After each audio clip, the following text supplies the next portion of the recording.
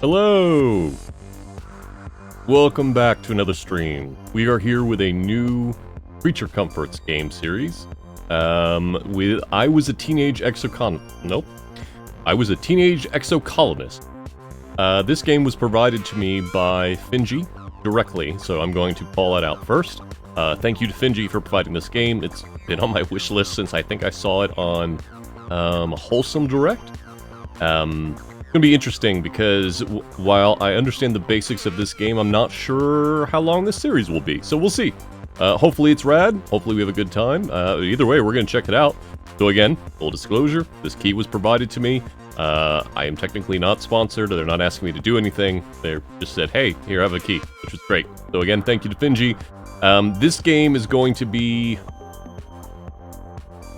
From what I understand, it is a combination of a narrative progress game as well as sort of an exploration slash colony building game, but we will see.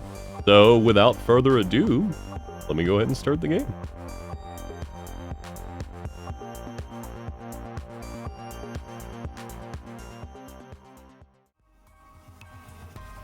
Yeah, okay. Let's see, do we have anything? I do have a content warnings command. You know, in fact, I will put that... I'm gonna put that in... I'm gonna put Finji and content warning. Yep, and Finji. The game has a built-in content warning screen. There's some stuff in here.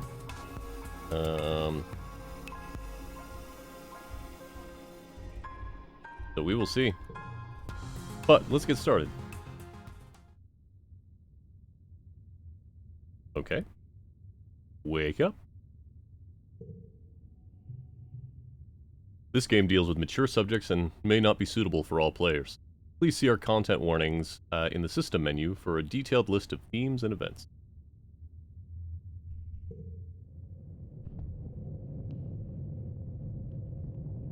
You wake to chaos, a confusion of light and heat and smoke. Fire! Your head is pounding. You must have hit it and blacked out, but you aren't sure how you got here or what on Vertumna is happening. Vertumna? There's something important you need to remember. Your stomach lurches as the floor crumbles beneath your feet, then collapses. Your body aches, and your eyes burn from the smoke. A figure appears through the flames. It's your friend. Your friend? Wait, why can't you remember her name? She's gesturing and shouting at you, but all you hear is a ringing in your ears. Climb out of the fire first. Try to stand up, but one of your legs fold uselessly underneath you. It won't hold your weight. Your friend pulls you out of the rubble. I really like the animatic style. Sort of, the mix of 2D and 3D, and I really dig it. Your friend pulls you out of the rubble. He throws your arm over her shoulder and half drags you towards the door. Through it, you see a deep, eerie twilight. Dark blue and cold against the heat and fire around you. Glow season. A dog! Glowing eyes. You shake your head to clear your vision. Is that some kind of dog? Like from Earth? It looks like a friend. Never mind! The creature howls and lunges, its jaws open.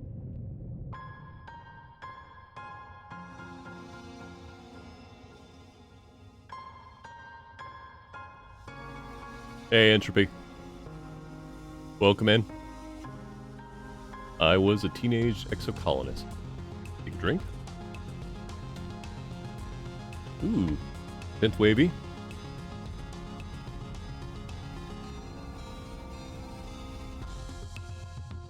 You were born on the Stratospheric, Earth's first colony ship, halfway through its 20-year voyage to a wormhole at the edge of the Sol system. Your parents run the hydroponic gardens which make fresh air and vegetables for the ship. Like other colonists, they bravely chose to make this one-way journey to the uncharted planet Vertumna 4 in hopes that they could escape Earth's trouble. Maybe the old-fashioned way, merging their genes like they merged their cultures and traditions. They name you, Solanace, Solana, or Solane. Or something else. I'm gonna have to move where I'm situated at, but I'll do that later. Let's go with Selene. Oh, this is cool. He, him, masculine appearance, late teens. That's cool. So is it they, them? Oh, you can customize it. That's great. That's great. What is it? Androgynous, feminine appearance, androgynous. Oh, and it's not fixed. That's great. That's great. All right, Selene or Selene. You're a bright-eyed child with an active imagination. Sometimes too active. Your mom says. Use the sliders on the left to choose pronouns and late teens appearance. These can be changed anytime. Oh, that's great. You have vivid dreams of things you've never experienced. Dirt under your feet, skies overhead, endless jungles, and strange animals. You wonder if this is what Vertumno will be like. Every child on the stratospheric given one genetic enhancement. By the age 6, you see the first signs of yours. Eagle eyes, extra fingers, absorbent brain, super strength, calm temperament. Huh.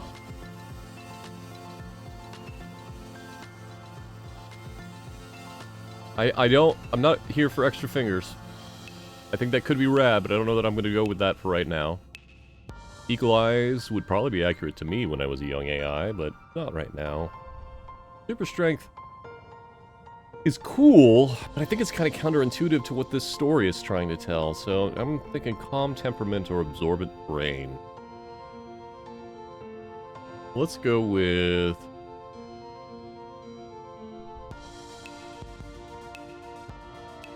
Go with calm temperament. Hey, you don't want stress.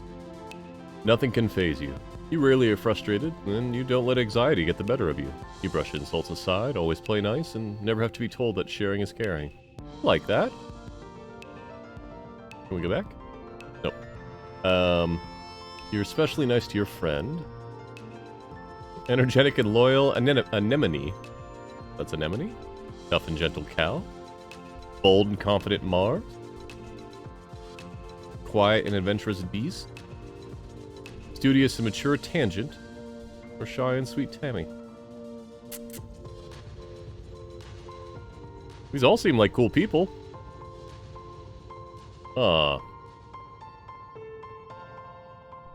Let's go. I just like the name Anemone. Anemone? Because I'm going to say it wrong numerous times through this game. Let's go with that. Anemone is the most enthusiastic person you know.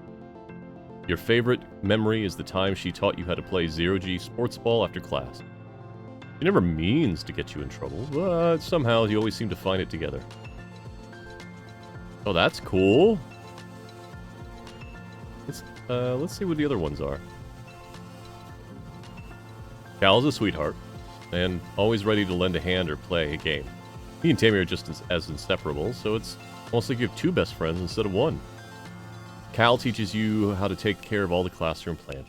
Your parents are very proud of both of you.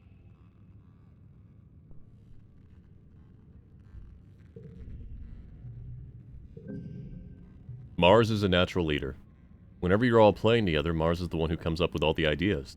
She can be a little bossy, but that's part of her charm. She always organizes fun stuff for the kids after class. You're both founding members of the Secret Fun Times Club. That sounds cool. What is kudos? I don't know what that means.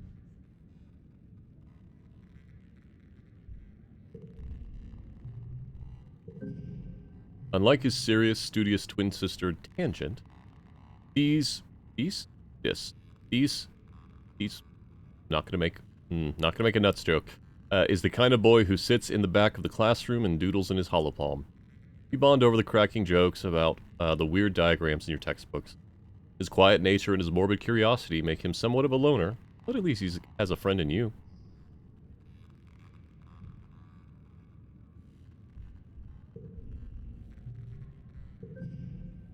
Oh, hello. I don't know why you weren't there. Tangent is the kind of girl who sits right up front by the holo projector and always has her hand in the air. She and her brother Deez drifted apart when she started genome treatment to make her body conform to her gender. Ah, okay. Awesome. Years later, Tange is the girl you always knew she was, but her relationship with Deez is worse than ever. Luckily, she has a friend in you. I think our first choice was right for me. This is the kind of chaos that I have in a lot of my friends. I'm not going to name names. Anemone. We get toughness, we get combat. I think she rounds out our character, right? Like the opposite of where we're at. Yeah, that's right.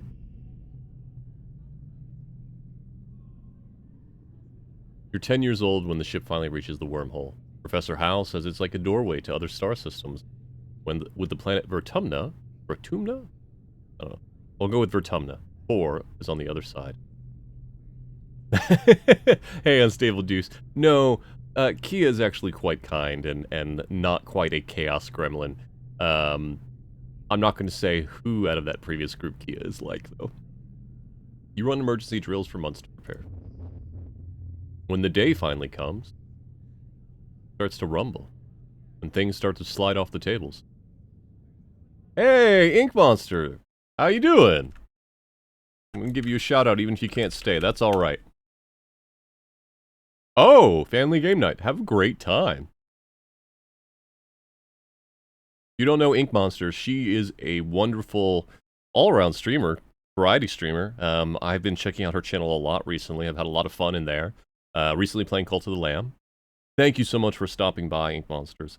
She also does a lot of like pen and paper tabletop stuff. Her community and her channel is focused around being kind of an inn, and I love that. So definitely check her out if you haven't already. But no worries, Ink. I appreciate you stopping by. I hope you have a wonderful game night, and I hope you win, or I hope you all have a good success. Let's go with that. Let's see. When the day finally comes, starts to rumble, then things start to slide off the tables. Hurry to get near the escape pods, just in case. Your emergency area is crowded with families. Man, we're getting a lot of stress. Emergency area is crowded with families. It's gonna be fine, Solane. Solane? I'm gonna go with Solane. Your dad soothes. We'll be through the wormhole and down on the planet before you know it. Just like we practiced. Your mom gives him a sharp, worried look. Red emergency lights switch on as a siren begins to sound somewhere distant in the ship. You try to breathe slowly like you were taught, but you're very scared. You look out a porthole. The stars are gone. When you are frightened, you...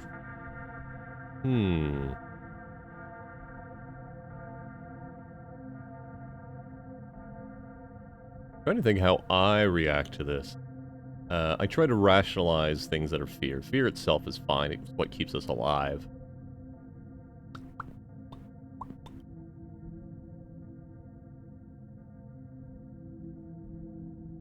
Go with that. Not quite what I was expecting. You bawl like a baby. Oh, hey, they were both happy. Alright, great. It feels good. You aren't the only one. Nearby, your classmate Tammy has tears streaming down her cheeks. Mars is trying to quietly console her. She sighs as your crying makes Tanley wail even louder. Oh boy. Your dad puts his arm around you and lets you out. I wish I could go back, but that's alright. You wait. The shaking builds. Then everything starts to get very weird. The hallway stretches. You're stretching too. Your arms feel impossibly long. Your head feels like it's slowly filling up like a balloon and contracting down to the size of an atom at the same time. Is this the wormhole? You hear the distant, ominous squeal of metal giving way as the ship shudders and lurches in slow motion. The weirdest part is a sense of deja vu. You're sure this has happened to you before, and you know, somehow, that everything is going to be okay. The shuddering reaches a crescendo. You hear an impossibly loud crunch and feel weightless for a few seconds before gravity slams you back against the wall head first.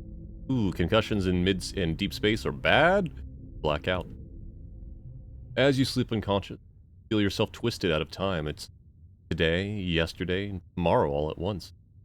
More than just one tomorrow. Lots of them. Different. I have read a little bit about this. Apparently, it remembers your previous gameplays. So, we'll see if we get to another playthrough. You find yourself in a place that you know of from your dreams. Filled fields, dramatic ridges, and a stranger, but also not a stranger. Grinning as she grabs your hand. Hurry up, she says. I'm not going to let you miss this. Distantly, you feel the ship shaking as stop and hear your parents' worried voices. Feeling safe, you slip further into the warm embrace of the star. You drift. Gradually, your consciousness reforms. You wake up in the medbay. The medbed under you plays a soft tone and an automated voice speaks. 2 weeks has elapsed. The patient's cranial injury has completed healing. They may now be safely discharged. Mr. Popinski! Hey, buddy, how you doing? You a shout-out.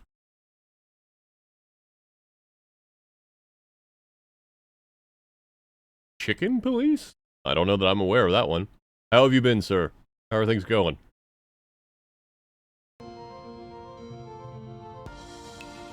The fog lifts from your head. You realize something seems different about this room. It seems so bright. You try to focus on the window. Something is definitely different. Let's go with 3. I'm pretty good, Mr. Popinski. I am still waiting for the world to cool down a bit so that I can maybe finish Folklore, but we're going through a bunch of really cool stuff. This is the game. I was a Teenage Exocolonist. So far, it's very interesting. Kind of, you're building your character through your experiences. I do know that there's like a card game and exploration-based gameplay in this as well, but we haven't gotten to that yet. Said it at the top of the stream, but full disclosure, this key was provided to me by Finji, the publisher, and I greatly appreciate that for them, taking pity on a baby VTuber, but it's been a lot of fun. Instead of the familiar blackness of space, bright light from twin blue and yellow suns is streaming through the windows. You peer out and see fields, glass-walled domes, and walls ringed by giant mushroom-like trees. There are construction materials everywhere. People are walking around outside, on the ground. Popinski saying that Chicken Police is a visual novel game. It's silly, but better than you would think. I might check that out. Better get out there and join them. No. We're rushing out there.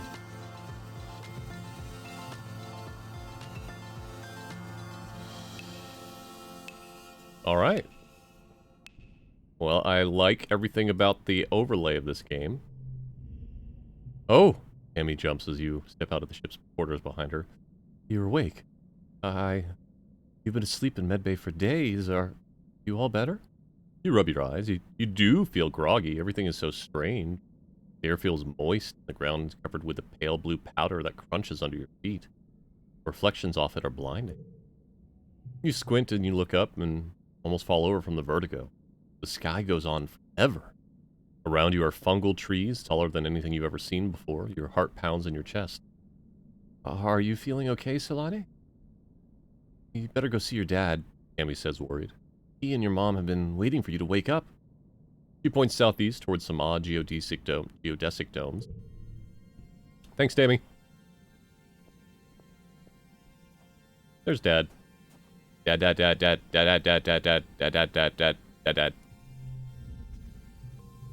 Delaney, your dad gives you a big warm hug. I'm so happy you're finally awake. Dr. Instance, that's an interesting name, thought it'd be best to keep you asleep while your noggin healed. Your mother and I thought you might sleep away the whole year, my snoozy little gooseberry.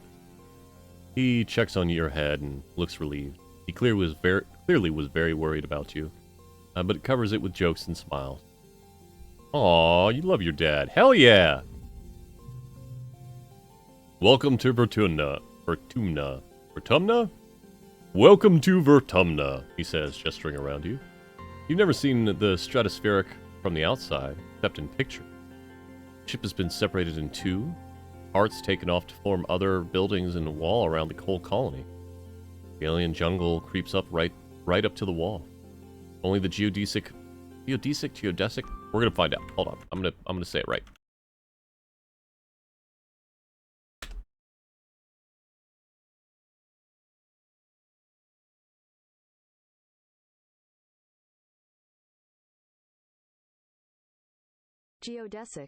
Geodesic. Thank you, Google. Only their geodesic greenhouses pass outside it, dotting their way up the hill. You've been asleep for weeks, my dear aubergine, he says. And the geodesic greenhouses practically put themselves up. But some of this is only a quick, temporary solution, he admits.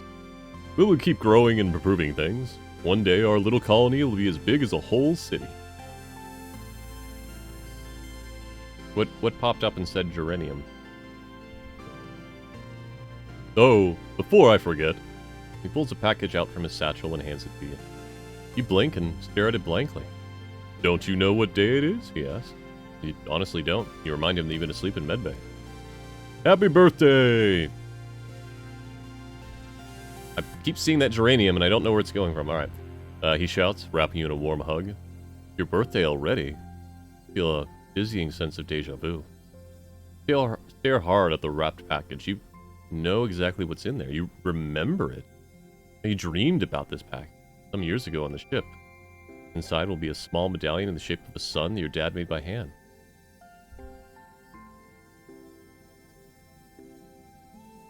Huh. Let's be honest, if we're having weird premonitions, let's be honest about it. You described the medallion and your dad tisked me up your pack.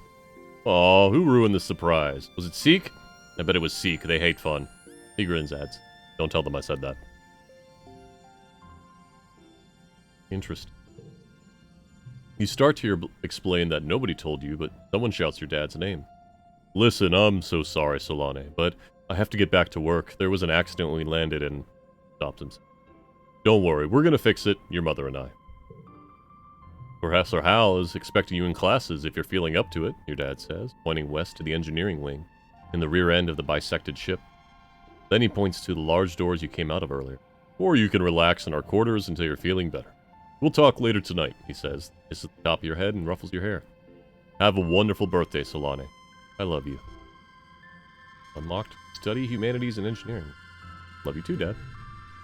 To enter buildings, click on the door or flag beside it and get close and press enter to choose another action button. Then choose the activity for the month to gain skills in advanced time. There are 13 months a year. Ooh, interesting. And 10 years to the end of the game. You only have time to focus on a few things. Huh.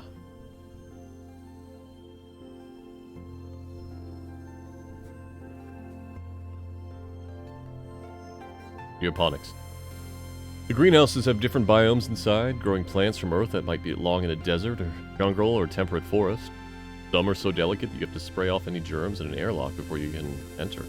The seasonal garden outside is dotted with blue nobodies, little flowers with what look like wriggling creatures stuck inside each one. The sign explains it's a decoy meant to attract some kind of flying predator to come pollinate the flower. Oh, that's cool. Alright, still the same thing. Alright. System, friends. Aw, look at this little baby. Look at the little baby. I like that they're giving credit to the artist. That's really cool. Look at that little toddler. I love this. I love this. Alright, what else we got going on?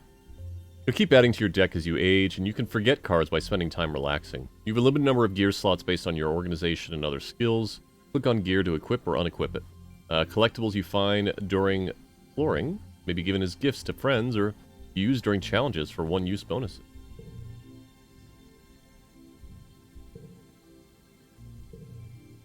Unstable Juice mentioning that it could be a life simulation and our body was entirely destroyed. That is possible. Command. Command is a warren of long hallways with doors off to tiny nondescript offices. Everyone you pass seems to be hurrying off to something important. The end of one hallway opens into a supply depot, which works both as a requisitions office and general store. Beyond it are cavernous warehouses. Carnivorous warehouses would be concerning. Stacked high with supplies from Earth, now gradually unpacked and distributed. Colony food shortfall. Ooh. Colony security rating evaluating. Upcoming event. We'll be hosting our first annual Vertumnalia Festival during the second week of Dust. Alright, whatever that means. Notice, take precautions outside the colony boundaries. Xenofauna have been sighted in the area. Survey teams are investigating. Governor Udicott, command. Peak, threat. Surveyor Melatonin.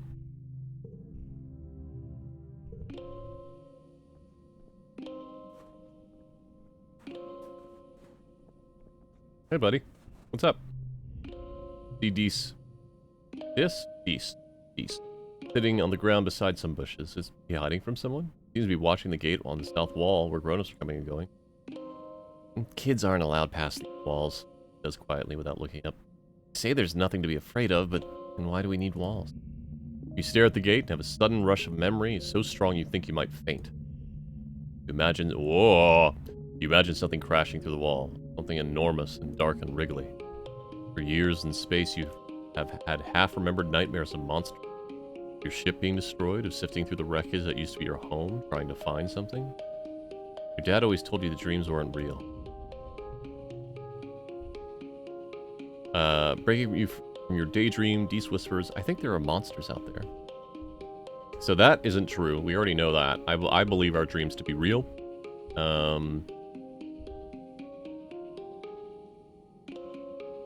I believe him. No, you don't, he says. You're being sarcastic. I can tell. Nobody believes me. Turns his back to his army. They're huge and wriggly and dangerous. Stop making fun of me. Oh, come on, man. Your bed is Mars. I wasn't... Sorry, bud. Hey, it's our buddy. Hi, Solani. Anemone. Say it right? I think I said it right. Seems to be really at home here. She's rolling a sports ball around with her foot, making patterns in the weird blue snow. This stuff is different from the snow on Earth, she tells you. Because it isn't cold, but it's still neat, and you can make stuff out of it. Your foggy head clears a little. Anemone is simple, physical, real. You always feel grounded near her. What are you making? Just snow spirals, he says. But earlier, me and Cal made this big snow pal. Hey, Yinhua! What? No, don't be... I hope your subway trip is going well. If you don't know Yinhua, she is a fellow VTuber. She's got her live TV stuff set up now. And wonderful digital artist. All-around rad variety streamer. Been streaming a shit ton over the past couple of weeks. Or past week, at least. Definitely check her out. Thanks for stopping by, Yinhua. I really do appreciate it. I hope you're having a great day. I hope your subway trip goes uneventful, or at least entertaining. Let's see. Earlier, me and Cal made a big snow pal. He missed it when we were sleeping in medbay, or when you were sleeping in medbay. She smiles, her broad, gap-toothed smile, and says at you, now that you're awake, can you play? Or we can play. Get any monsters? Nope, just some little bugs. The grown-ups would say if there were monsters, right? She shrugs, then smiles reassuringly. Even if there were monsters, Chief Rhett would beat them all up, so we don't worry. My mom says we're safer here than we were in space. You both look over at the wreckage of the stratospheric. The spaceship where you were born. Anemone's mom... Anemone's... Okay, I'm gonna keep saying it until it sounds right in my head. Mom. Antecedent. Hey! Culinary! How you doing, buddy? Culinary shout out? Oh, hey! Heck yeah, Radical Dreamers. Welcome in, Raiders. If you somehow are not aware, my name is Silver, or Silverstreak. I'm a sentient AI VTuber and variety streamer. We are playing a game provided to me by Finji. I was a Teenage Exocolonist. You know what? I'm gonna move myself. We're gonna go... Whoop, didn't want to do that.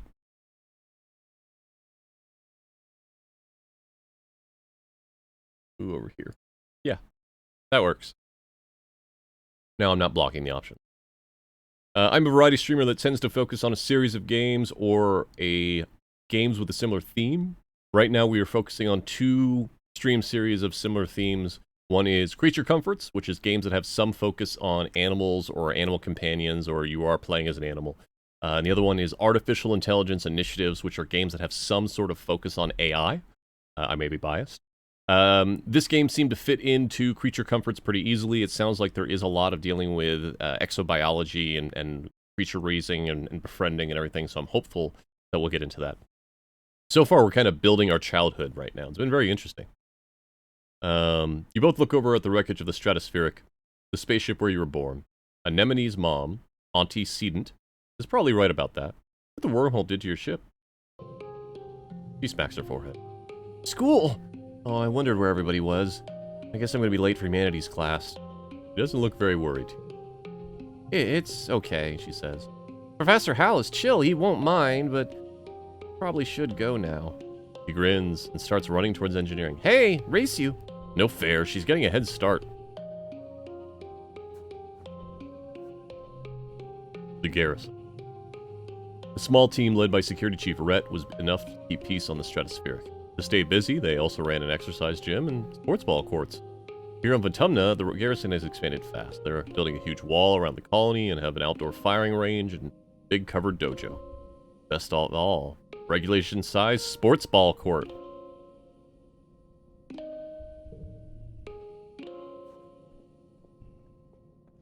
Alright, so...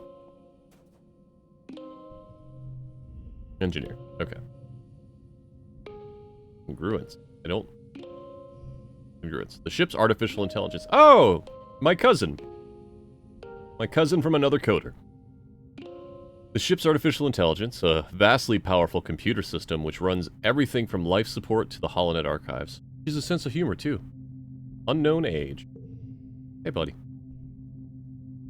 A low throbbing noise comes from the engine room, which provides power to the colony. Other corridors lead off to the teaching labs and medbay. You know the route to your classroom well, but the rest of this wing is off limits to children. Congruence, the ship's onboard AI, beams down at you from the nearby holoscreen. Don't forget to study hard, Solane. Pick an activity to do this month. Alright, so both of these give stress. We haven't worked on our brain at all, so let's do life science. Try and get a little well-rounded. Hal, I love your appearance. You look great. Hal, your teacher, a cheerful man who loves to tinker and finds joy in learning about everyday things. See him. He kind of reminds me of my father-in-law. That's... Good afternoon, my burgeoning biologist and up-and-coming chemist. Professor Hal welcomes you back to your old classroom. This afternoon, we'll learn what I like to call the wet science. He gestures to his holoprojected lesson. Biology, chemistry, medicine, ecology, and geology. You'll learn a little bit of everything, with opportunities for further study in your favorite field. If you're looking for something a little drier, try registering for engineering class. For today's lesson, Professor Hal tells you, we'll start with a fun group project. You'll be studying the mush tree, a prominent natural resource native to Vertumna. In ideal conditions, it can grow at a speed of over a meter a day. Wow! Wow! And add a diameter of up to 30 centimeters. Hands on his tiptoes, gestures to illustrate. Your team will experiment to find those ideal conditions. You're teamed up with Tange and Hal and are given a mushroom spore or mush tree spore and a bucket to grow it in. The rest is up to you. Tange looks up the surveyor's note on the holonet. Mush trees, he reads, are most abundant south of the colony in the stormy, moist regions of the Subaqueous Swamp. What if we use water instead of soil? Hal suggests. Like they do with hydroponics? Tange nods. If they like wet weather, that might work. Solani, what do you have any suggestions?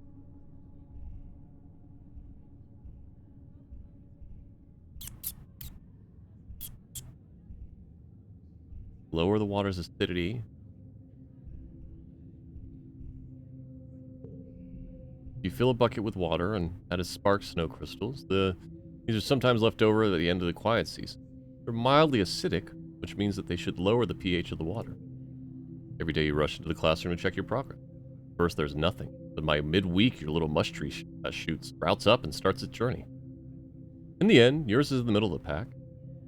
Seeing as the mush trees don't usually grow when there's sparse snow, you're able to conclude that they probably don't like gas. When you go to work or go to class, You'll still play a quick card challenge as the month passes. Move the cards to fill the 5 planes and make the best hand. The order matters. If your total in the circle on the right reaches the goal value, you win. Depending on your cards, some challenges can't be won. You still get a record for doing your best. Okay. No reward. Bonus for flushes, same colors. Ooh, interesting. Bonus for pairs, same numbers together. Interesting. Bonus for straights, increasing left to right. The more cards in a flush, pair, or straight, the higher the bonus added to your total. Cards can also affect each other and be rearranged to find the best score total. Alright. Interesting. Hey, Darkstar Mike, how you doing?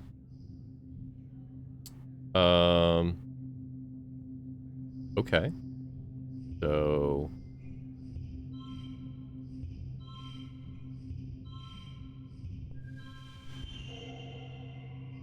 got a straight. Got 2 of a kind. We got a flush of 3, a flush of 2, and 2 of a kind, and then this one made it 2. Alright, I think I follow you. Victorious! +1 to biology. Your skills increase when you work or go to school, with extra skills if you win a challenge. And kudo bonuses if you make the highest scoring hand with your cards. Working also increases stress, which prevents you from working if it reaches 100. To relieve stress, take off a month. Hey, we ended up with tangent. Take off a month to relax the quarter string. All right. Oh man, Darkstar Mike. I looked at Blender once and I'm like, I can't do this. So kudos to you for working on that. And Prey from 2017 is fantastic. Don't know why I took a drink in the middle of the sentence.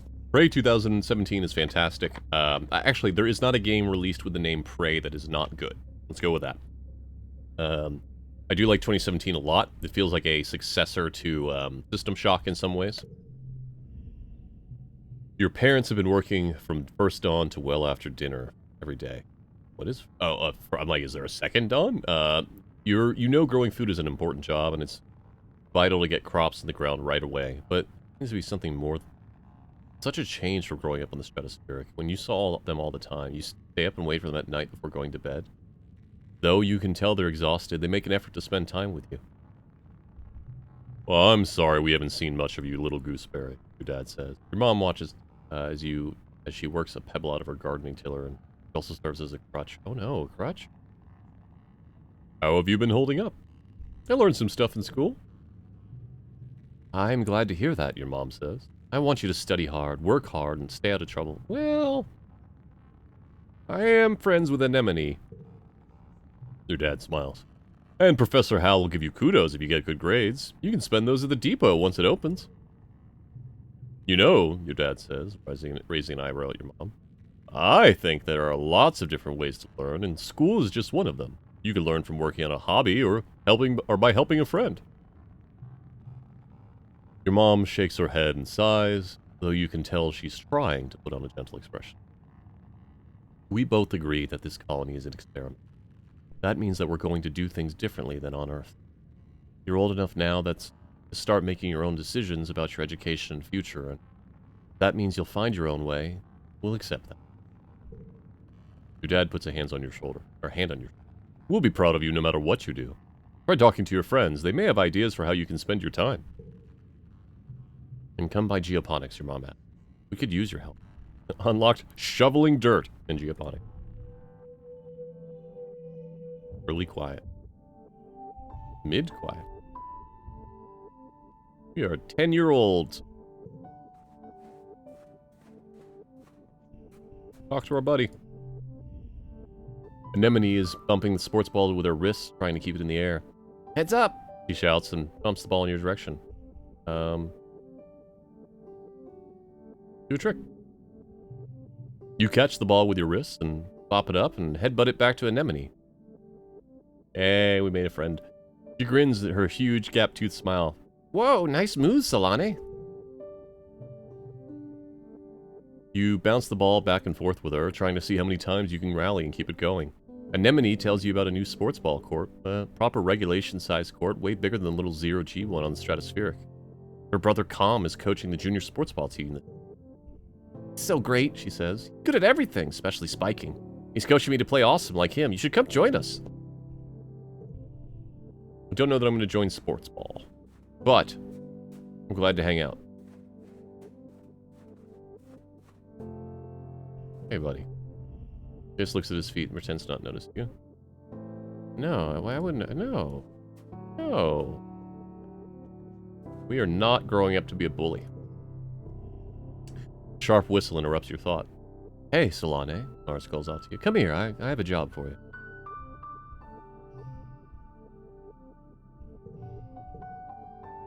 You walk over to Mars, who's... Hey, Lay, how you doing? You walk over to Mars, who's sheltering from the snow under the ship's overhang. It's so gross here, she complained. The spark snow would ruin my good clothes. At least on the ship we had climate control. Ugh.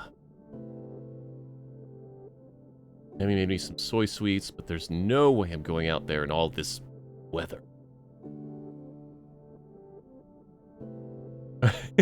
No, I read some of that, Lay. I saw your attempts to help improve our items. Since you like running around with it, could you fetch them for me? Yeah, sure. Good, Mars claps. He's probably just down by the hill near our quarters. Mars sighs. He's scared to take more than a few steps from the door. All she wants to do is hide inside and make sweets.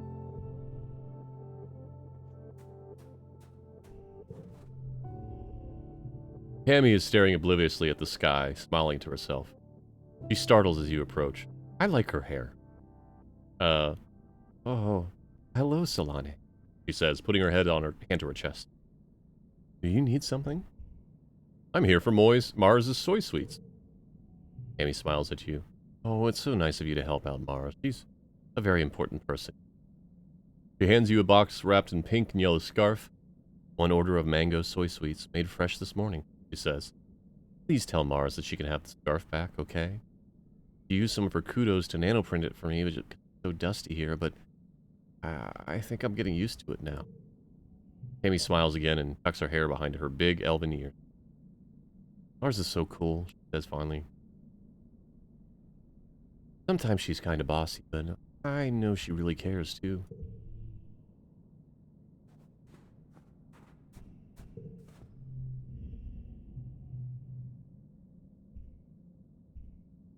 I ate them all! Oh, we don't have good enough persuasion. Yeah, let's give it to her. You hand over the box of soy sweets with a smile. Mars takes it and giggles. Such a good sidekick. Doing everything I say. Mars, I don't know about that. He opens the box and hands you a soy sweet. Your tip, tells you. Oh, and Administrator Seek is looking for someone to do delivery jobs for the depot. I don't want to do it because, like, ugh, running out there? No. Just go through here, she says, gesturing to the door behind her, and tell them I referred you.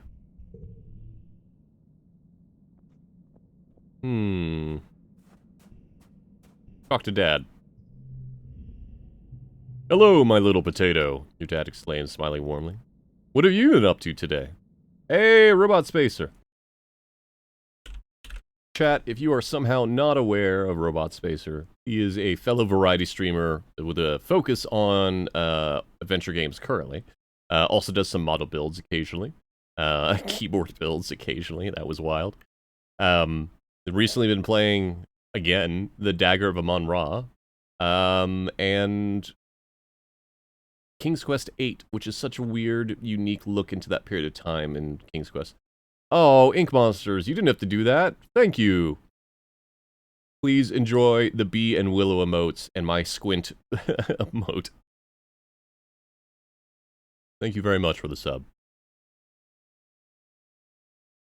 Let's see. What have we been up to today? We've been hanging with our friends. That Cal's a good boy, he says. Have you seen Anemone? She's been out by the garrison playing sports ball. I think she's spent every day outside since we landed. He chuckles to himself. Guess that's what happens when you've got enough brothers to make your own sports ball team. He breathes deeply and looks slowly around. Potomna is magnificent, isn't it? You nod. Seasons, he shouts, throwing his hands wide. I missed season. There he is. Okay, that's the name that kept popping up. Your dad, who works in geoponics. A kind man, always patient with children and animals. He's 41 years old. Back on Earth, it got much, much colder, and the snow wasn't half as pretty as our sparks. He sighs, stretching. You just wait until dust season. Both the suns will be high in the sky. It'll be real hot then. You'll see. Talk to Mom. No worries, Ink Monster. I appreciate you checking out. I'm really enjoying this so far. It's interesting. I'm wondering how often the card game stuff will pop up. You find your mom hard at work setting up the greenhouses with a small construction. You've seen these plans pinned to the wall of your family's quarters for years now. Geodesic domes will house the more delicate plants from Earth. Spinach, tomatoes, maybe even fruit. Hey, Pulto. No, so supposedly this is the first non-Earth human colony. Hence the name, we are a Teenage Exocolonist. But apparently it's got dual suns. She takes a swig from her canteen as you approach. Looking for something to do? She asks. Remember, Solane, you're responsible for your own schedule now that we've left. You can decide how to spend your time, so long as it is productive. Okay, Falulu. Your mom, chief cultivator. A strong woman up to any challenge who expects the same from others. I do love her tats. And her hair design is really cool. I like that.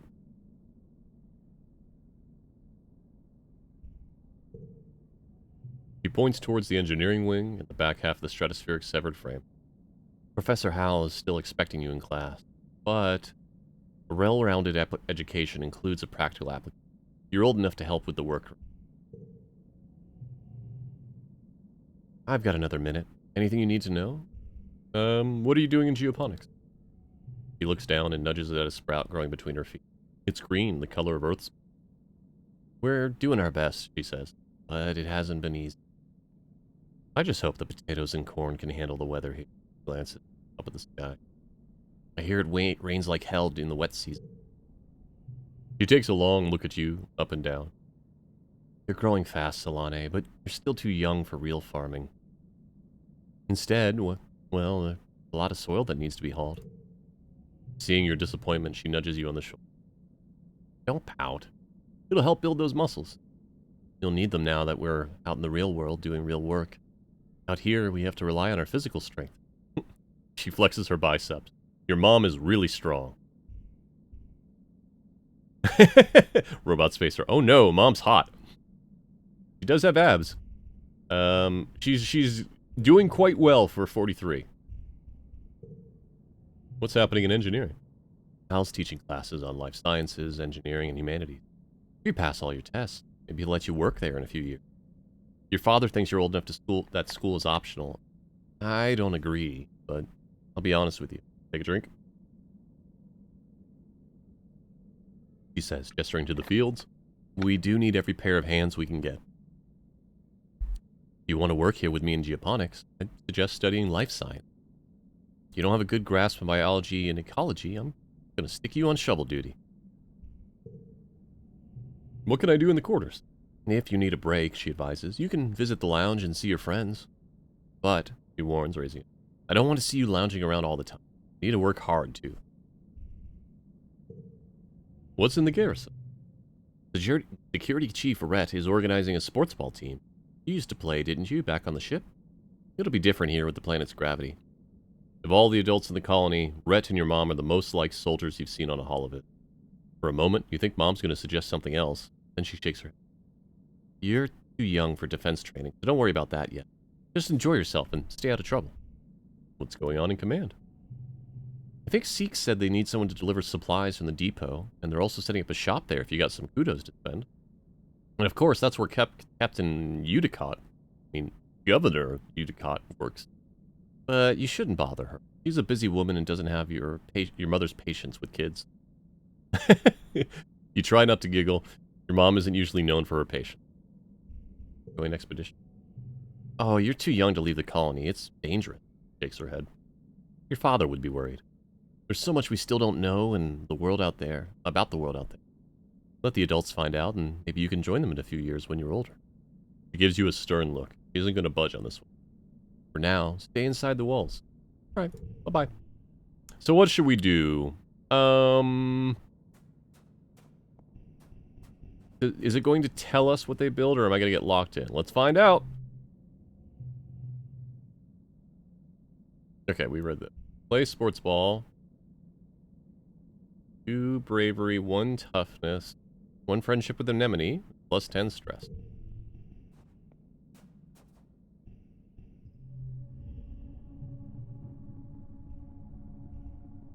Humanities will give us creativity, persuasion, friendship with tangent, 15 stress.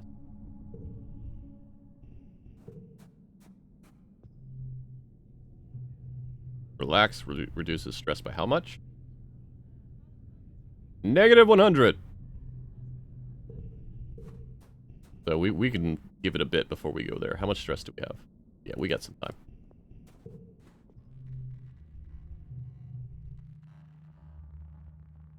Don't have any organizing. We can't do that. Alright. Those haven't changed.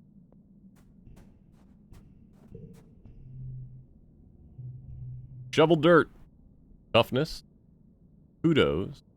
Stress. I actually think we might go do sports ball. Let's go do sports ball for this month.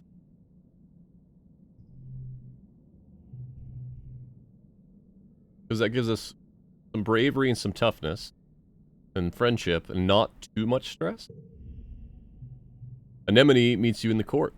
I actually just noticed her hair is kind of like anemone. Like, that's hilarious. I love the art in this game. She's bouncing from one leg to the other in excitement. My brother Kam is organizing the youth team, she tells you. His name is Kombucha. Oh my god. Whatever. My name is Silver. I'm not going to judge. Kombucha offers you a high five and greeting, then tosses a sports ball your way. Let's get started with the practice game to see what you're good at. You and Anemone are team captain. Pick a team. Anemone used to practice with Cal and Mars on the show. But Tammy? You're surprised to see her here. Calm will fill in to even up the teams, but he promises to go easy on the other side.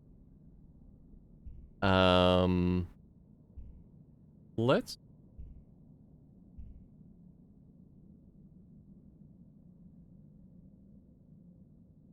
Tammy deserves to be able to hang out and play.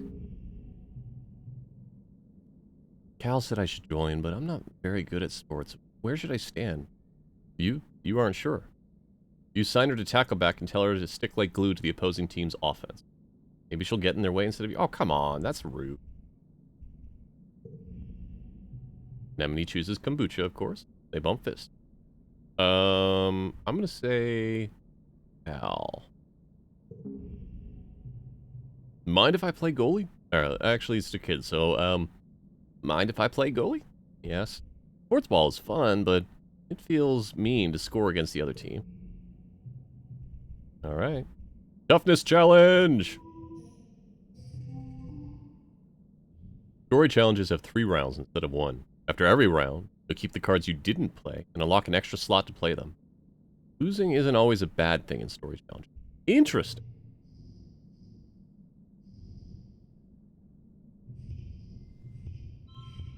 Yeah.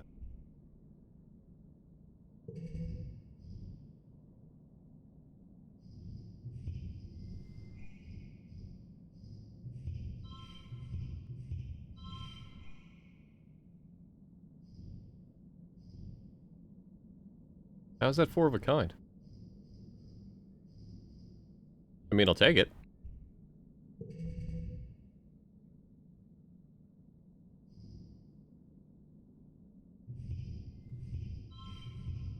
Stress cry! Yeah, super goal! I don't know what that means. What is a super goal? Bonus for hidden higher goal. Okay. We get an extra stat. Rad. Look. No jokes, chat. Don't ever be afraid to cry. It is literally our body's way of dealing with stress in some ways, as well as helping relax. What was the thing? Oh, was it on your stream, Yinhua, that we said that crying is good for the heart?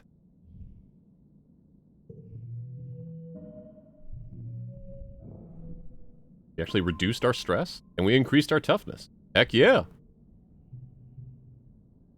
Oh, wow. Heck yeah, Tammy. All right. Tammy tackles Anemone in a brilliant takedown that surprises everyone. She really took her role as the immovable object. Hal makes an amazing jump save, but is winded when the ball hits him in his chest. The score is tied, with Anemone and Calm putting the pressure on. Then blam! You score the match point with a rad spike all the way to the net line.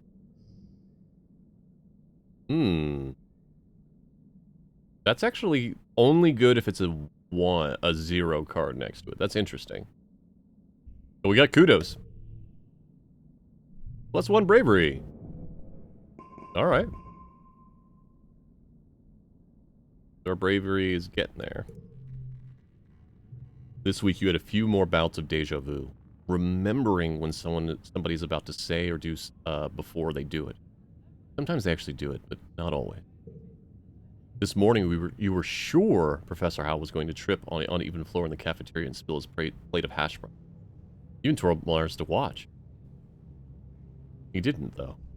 As Professor Hal walked away, his hash brown safe for today, Mars called you a liar and a dummy. Huh. At night, your dreams are all mixed up with stuff you know can't be. You're chased by monsters the size of buildings, only to be saved by strange people you've never met. You're holding hands with someone you love. You're crying as you help lift a shrouded body into the colony recycler. Yet, everything seems so familiar, but when you try to recall their faces when you wake up, they're smeared in your memory like wet paint. But what if those things that aren't, what if those things haven't happened yet, but they will someday? Ooh, I like that, Dark Star Mike. Crying can be a bit like draining the poison from a sting. Anytime you try to tell someone, they think you're playing a trick, or that you're sick and need to go to the med bay. You eventually decide to stay quiet about your strange dreams. Why?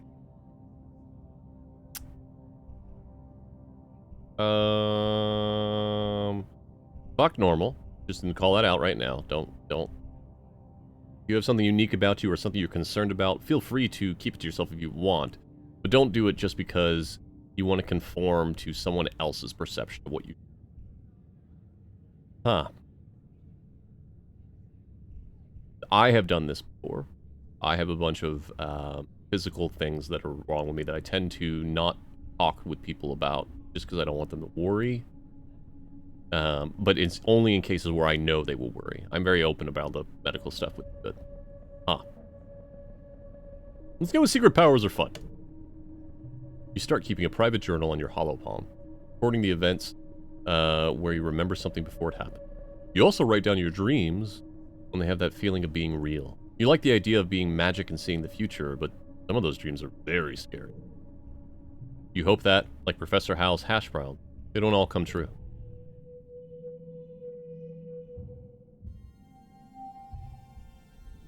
Late, quiet. Oh, we can still do quite a bit more. Anemone, can't do this yet, is running around the sports ball court, touching her hand to the ground at each corner. 18, she counts. 19. When she reaches 20, she collapses into the grass and checks her holopalm. I'm training, she explains. My big bro Calm says I have to get my legs climatized to the planet if I'm going to be team captain like him. Alright, buddy. Talk to you later. I have a feeling these kids are going to grow up to be the best friends turned into a relationship situation. Kanjin is hunched over her holopalm, frowning and poking angrily at the air. Speaks without looking up at you. Professor Hal wants us to prep a list of native flora with pictures. There should be a catalog on the colony holonet, but I can't find it anywhere. I'll help you find that catalog. You launch your own holopalm and start searching the colony's holonet archives for a list of autumnal plants and animals. 10 minutes later, you find it buried under survey logistics in the expeditions net. We get some organizing. That's great. We got friendship. Awesome. Anemone passes by and pulls a face at the two of you. Hey, holla nerds! She shouts. School's over. Come play sports ball in the sunshine. Tan just rolls her eyes. I like these kids. They're good. You see Tammy sitting quietly near the entrance to the lounge. You've known her for, well, your whole entire life. Back on the ship. No bully. No bully. No bully. I used to play with her. Tammy had the best doll collection. After her mom died, her dad used all of his nanoprinter creds to print her a different doll every month for a whole year. Her ears perk up when she sees you. Oh, hi, Solani, she says. Her voice is soft and dreamy, like a beam of starlight. Do you want to play with dolls? Yeah, why not? Fucking 10 years old. Play with whatever, man. You don't think Tammy will ever be too old to play with dolls. If anything, she has even more of them now. She takes you to her quarters and brings out the entire Spacey Stacy doll collection. A disturbingly realistic baby with real bowel movements and two super fancy...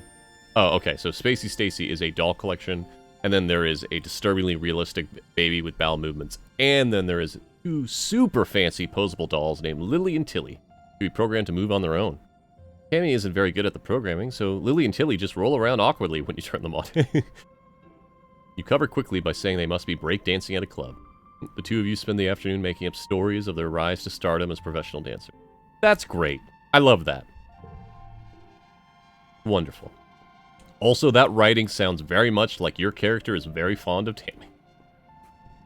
Alright. Talk to the class bully. Hey, Solane, Mars says, looking at you up and down with a sneer. Mars? Your shoes are gross. That's what you get for walking around in dirt out there. He sniffs. Not me. Taking to the ship until they pave over all that icky mud. You wonder if maybe she's scared more than just getting dirty. Need better. Alright. Bye-bye.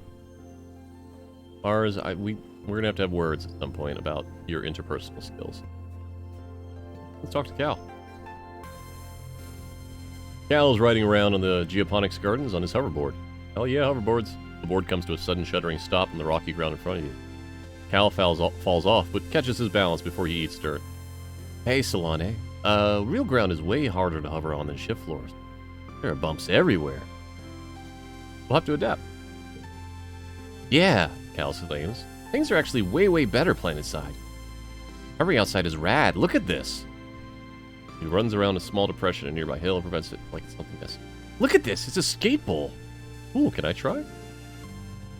Heck yeah. Sure, but please be careful. Mom says if I break my hoverboard, we can't make another one. You take turns riding around the bowl, trying to get up enough speeds to go down one side and come back the other. You don't land any tricks. It's hard just staying on the board with this uneven ground, but it's still fun.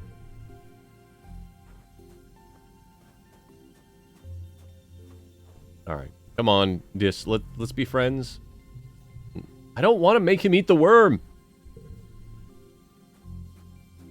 Alright, let's look at what our options are this week. Sports ball again. Let's go to class. Reasoning, relationship tangent. We definitely need more persuasion. Let's study humanities. Welcome, Solane, Professor Halbert. I hope you're all warmed up and ready. Oh, I didn't talk to Mom and Dad. Son of a bitch. Can I go back?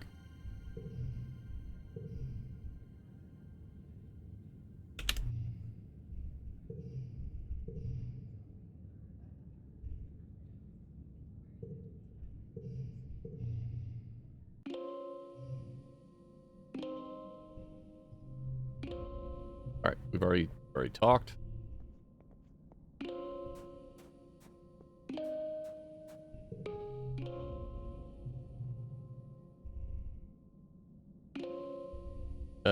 So we've already talked about that before, right? This is all the same? Yeah, okay. About Dad. Oh, I would love to help you with the animals, but I'm not good enough with the animals. Alright, let's go do humanities.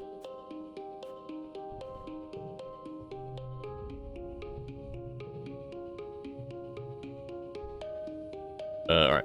I hope you all have warmed up and are ready to study glorious humanities. History, literature, language, media, and philosophy. And yes, if you're lucky, we'll have a little ancient earth poetry too. He seemed excited about that last bit. By the way, if anyone is interested in taking engineering class, please register through Congruence Scheduling and System when you have the chance. You'll be helping me teach them. Looking for more difficulty? Nope. Want to focus on the story? This will replace future minigames with a quick coin flip based on your age and skills. You can change either option. No, I mean, that's cool. This is interesting. Alright, so, you, and then you, and then you, and then you, oh, you, and then you. I don't know what gold means. What does gold mean?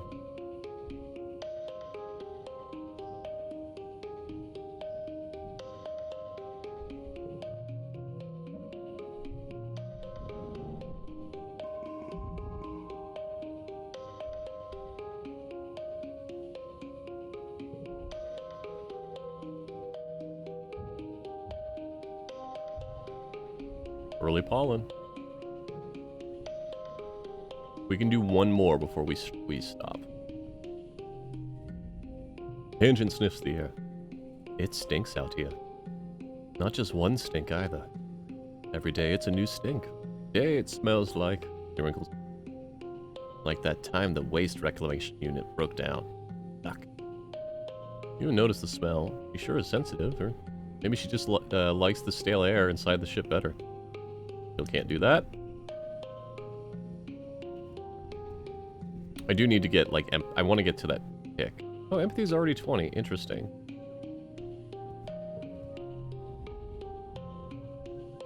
Nope. Same thing there. Gonna be the same thing here.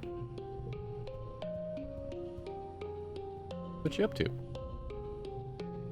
Oh, I would love to do that. Alright. Tammy's dad is the head of expeditions, which means he's out surveying the jungle every day. This morning you see her crying in the doorway as he leaves. I don't like when he goes out there. She sniffs as he's gone. He's so brave, and so are you. That's why I like you, Solane. Perform a random act of kindness. Hell yeah. Aww, look at that card.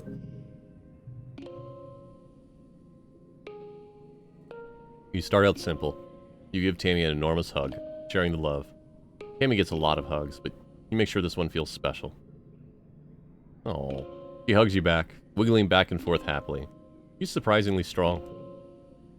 Thanks, Solane, she says breathlessly as you squeeze the wind out of her a little. I really, really need it. Hugs are good! Hugs are good! In case you weren't aware. Oh, before you go, she adds, and produces a box with a slice of cake in front of the folds of her skirt. You want this cake? It's so fun to make, but I need someone to help me eat them. I'll make you another on your birthday if you like. We can trade hugs for cakes again. She's quickly becoming my favorite. Gonna outright give me a cake for a hug? Okay. Can't work with Cal yet. Mom and Dad probably gonna say the same thing. Yep. Okay. Alright, Miles.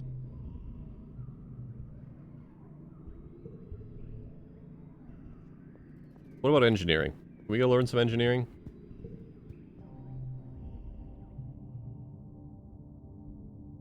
Reasoning 5 or greater. Both of these learn reasoning?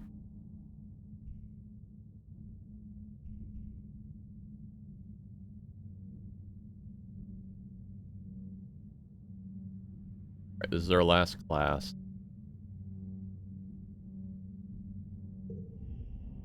This week in biology class, you're learning about predators and prey. Professor Al brings up a picture of a hop-eye, or a hopi, on the holoprojector and asks, who can tell me what special thing hopi-eyes do when they see a predator? Hands. They hop away very quickly. Okay, that's why. Hop-eye. Al nods. That's true, but not what I was getting at. Tan stammers and looks upset. Like she can't believe she got something wrong. Anyone else? Alane.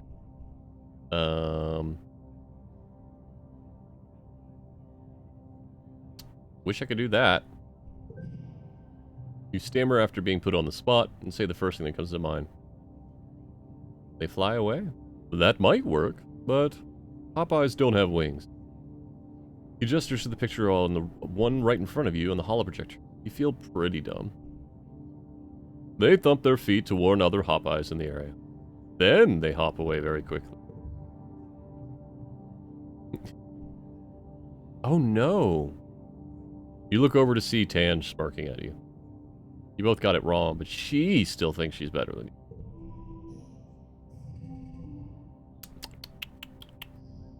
Boop. Boop. Boop. Boop. Boop.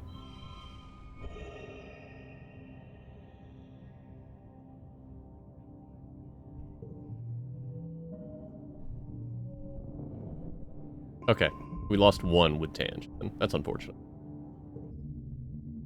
You wake from an afternoon nap. You squint into the pink-tinged light slanting through the windows. You must have fallen asleep in the lounge. Tammy's shadow falls across your nest of pillows. Oh, I'm sorry, Solane. I didn't mean to wake you up. Just so nice outside when the pollen's sparking in the sunlight. I wanted to open the windows. You rub your eyes blearily. Ugh, you're having the weirdest dream. Since you're awake, you should visit the cafeteria. Auntie Seaton is making a new kind of candy. She says it's made of cotton. Isn't that weird? Ooh, cotton candy? I have to tidy the creche first. Then I'll meet you there. Save some for me, okay? Tammy skips off. Oh yeah, I want that free candy. Go get that free candy. Oh, she looks kind. Auntie Student. Chief Steward and everyone's auntie. She runs the creche and helps raise all the children of the colony, as well as her own daughter, Anemone. In the cafeteria, Auntie Student is carefully handing out masses of pink candy, puffy and soft like clouds. Oh, Solane, she says, handing you a wand with some candy spun around the end. Here, try some of this. We used to have it on Earth. You pull off a piece and give it a taste. It's so sweet at first that your mouth puckers. You've never tasted anything so sweet and so real. Not like all the soy sweets that the kitchen nanoprinter can make. It melts in your mouth, leaving a gritty residue on your tongue. You wait until everyone is gone, but Tammy never shows up. You look down at the cotton candy in your hand. It's wilted a little from the humidity, but it's kind of like her hair, you think. Pale pink and so soft. You keep some to give her later. You're relaxing in your family's quarters after dinner. Your mom had run off to some kind of council business, so you and your dad are just playing a hologame together. When you're just about ready to head off to bed, your mom returns. You can tell from the defeated slant of her shoulders that something has gone terribly wrong. Your dad starts to ask her what happened, but she sighs and just waves him away.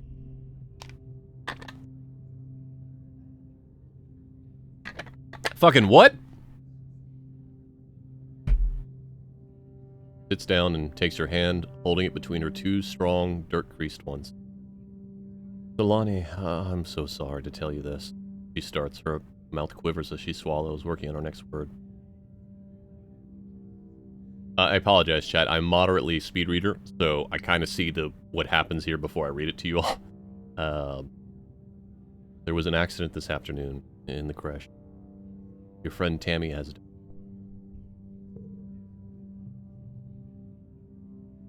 You try to understand her words. I mean, Ed? That's not possible. You suddenly remember the cotton candy you were saving to give Tammy. Pink and fluffy, just like her hair. You put your hand in your pocket to get it, but what comes out is a sticky, dark red lump of hard goo. You stare at it, your mind blank. You ask what happened.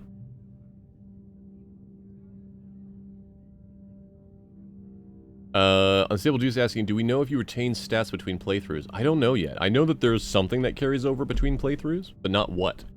So what I'm wondering is, it seems like we have premonitions or memories of other playthroughs. I'm wondering if in a following playthrough, we can stop Tammy from cleaning up the creche.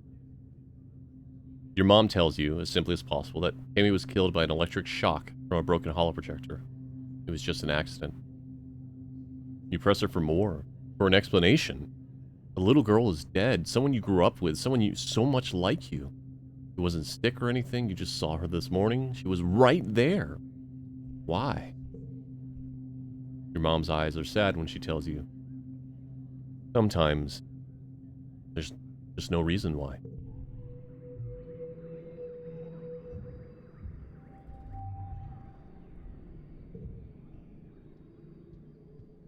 In mourning. You're mourning the loss of a loved one. All skill increases reduced by 1 for 3 months, and some jobs and actions can't be performed. And just pacing around the front of engineering. He looks upset. It shouldn't have happened, he says. Tammy's... What happened to Tammy? It shouldn't have been possible. There's no reason for the holoprojector to break. Professor Howe said it was recently serviced and nothing was wrong with it before. It just... She gestures angrily. Just blew up for no reason? Nobody would have wanted to hurt her, so... Why? How? It doesn't add up. I'm sorry, Solane. I want to think about this some more. I hate when I can't find the answer. I got you, Tange. Fucking.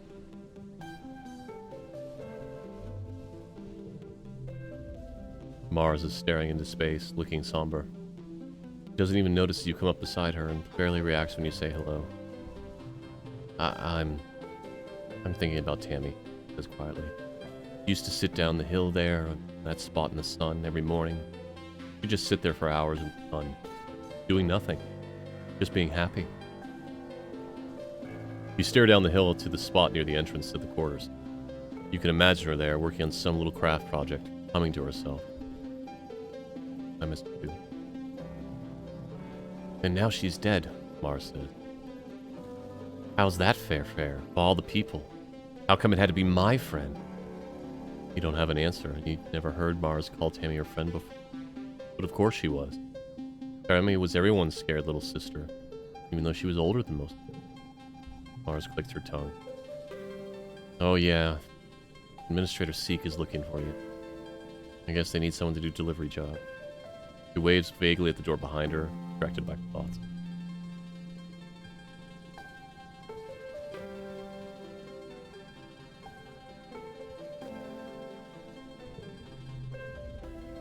Cal is sitting in your mom's flower garden with his face in his hands. Man, look at that face. He's clearly been crying all morning, and probably all of yesterday, too. He and Tammy were really close, whenever you guys used to play in the creche. I don't know how to say that word. Tammy was always the mommy, and Cal was the daddy, even though you were just little kids. You just kind of always giggled about how they were obviously going to be together forever. Like a princess and a knight.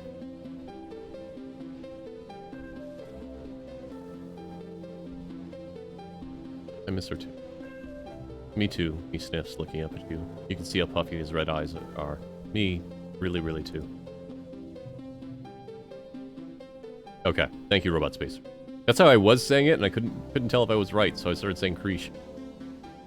Tammy always liked these flowers, he mumbles. Sometimes I pick some for her. He runs his hand over the pretty white flower. Don't tell your mom, okay? Tears well up and slowly leak out of his eye. He doesn't even blink. Stares at the flowers as the tears run down his cheek. You decide to give him some space. I get you, buddy. Your dad gives you a hug. Sorry you're feeling blue, Solane. Things will start to look up again soon. Your mom pats you on your shoulder, encouraging. I'm so sorry, Solane.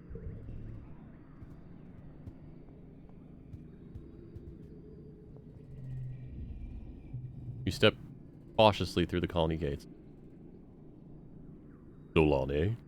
Uncle Tonin sighs as he blocks your path. He looks like he hasn't been sleeping. I'm sorry, but you couldn't go out there. Our children are so young and so precious, fragile. Please stay near the ship.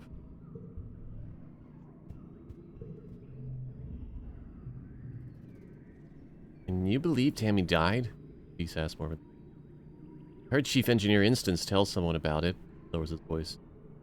Tammy got shocked by a broken holoprojector. The one in the creche with the dancing teddy bear, right? You remember? She touched it, she got chucked all the way across the room. Makes a daily motion. And bam! She was dead before she even landed. Yeah, I mean, it's too bad she's gone. It was nice. That's kind of a cool way to die. No. These kids are all 10. Didn't have to go through this shit. Anemone is chucking rocks at the strato, sending metallic clangs ringing through the colony. Stupid planet. Fresh. Spaceship. Bends down to pick up another rock, but instead just sobs. Braces her hands on her knees. Stupid everything. Why'd she have to die? It's not fair. Kids aren't supposed to die. I just don't know how I'm supposed to feel about what happened to Tammy. Anemone sighs. Rolling a sports ball around one foot. It just doesn't feel real. How long until it feels real? Okay, it is the same. Alright, he doesn't want to talk right now. Alright, so let's go rest. Man. Fucking hell.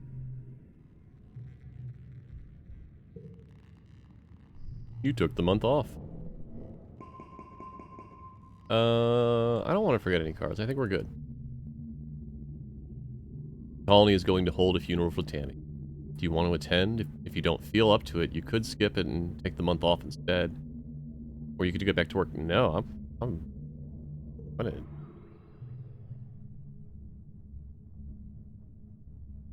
Hey, Ink Monsters, drive safely. Stay off of chat. The colonists gather in the recycling room. Bringing the organics down here to be recycled is one of your chores, but you've only come here for a funeral twice. Both times, a colonist had passed away from natural causes during the 20-year-long journey to Earth, or from Earth.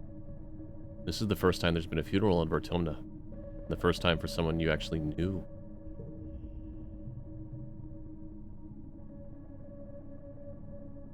And the mouth of the organics recycler has been polished. A wreath of yellow flowers placed over the opening. Inside, you can see a shrouded figure. Tammy's small, fragile body. Tammy's dad, Uncle Tonin, is here, as well as your parents and Auntie Sedent and the rest of the council. No worries, Ink Monster. This is a sad part, so... Cal is here with his mom and her partners, already crying in their arms.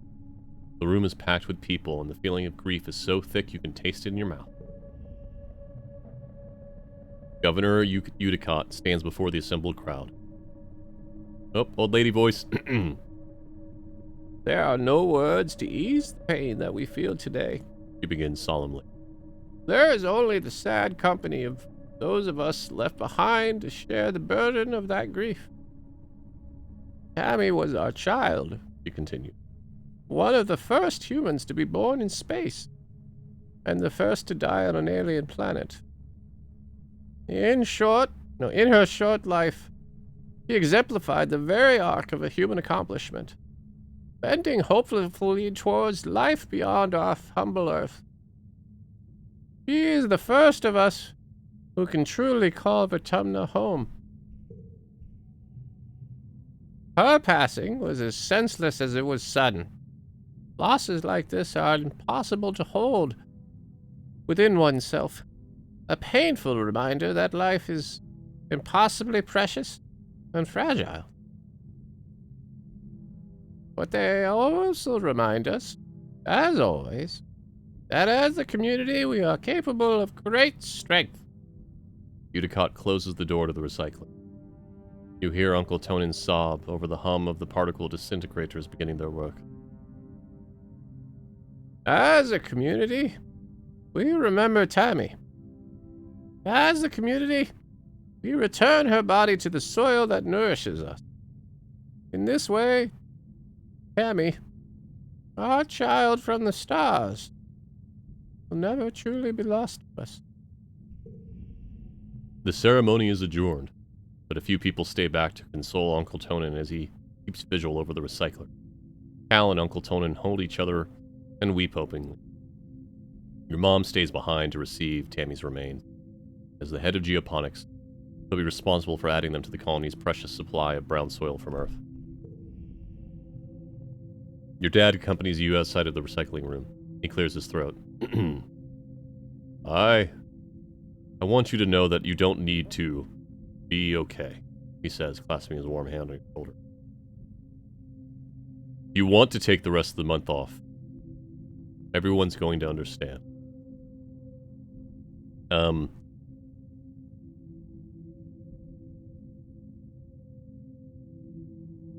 No, we should try and be there to console the other kids.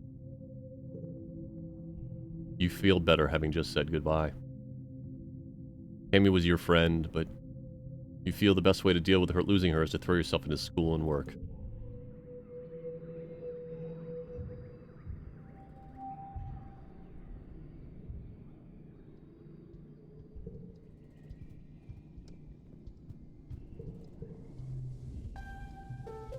Mara shoots you a sympathetic but distracted smile. What's up with the egg? Find a hefty red Xeno egg.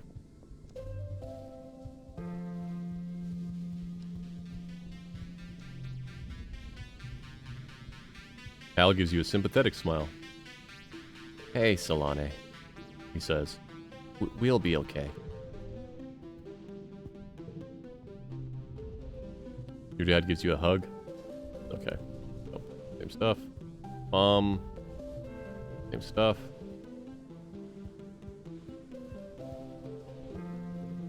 Can we go give Uncle Tonin a hug? Nope.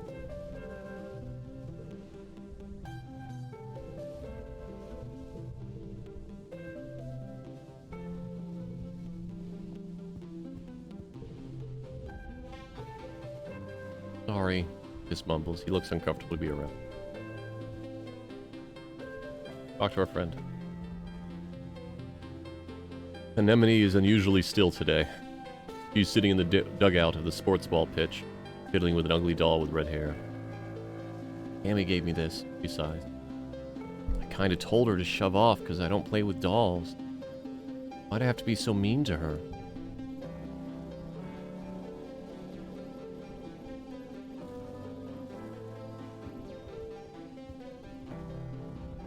Tangent shoots you a distracted look. Sorry, says I'm not really good at cheering people up. Fucking hell.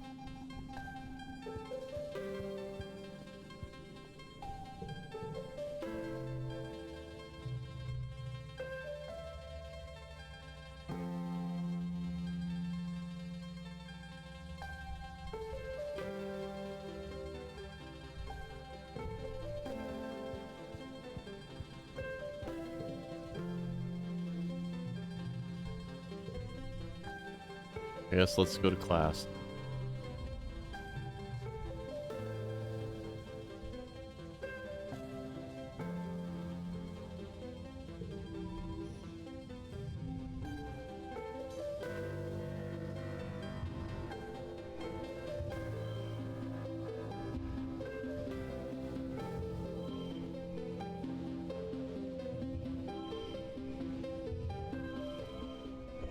Oh, that's interesting.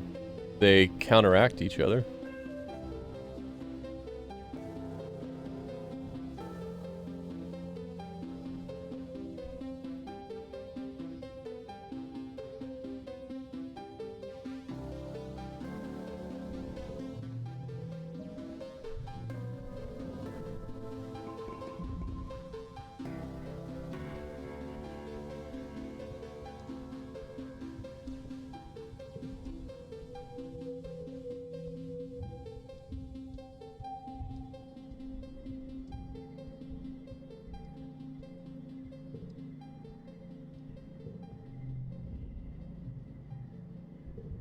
Everybody got the same stuff.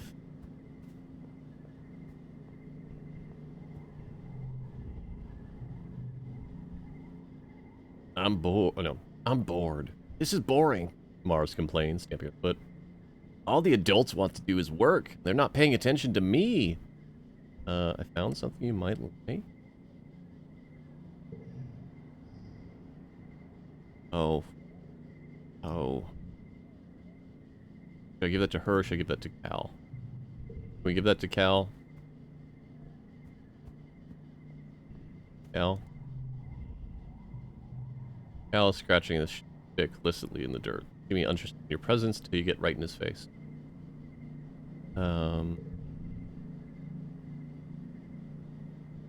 Cal was probably in love with Tammy. You know what? Mars didn't go to the funeral. Give it to Cal. Oh, but like, she's a kid.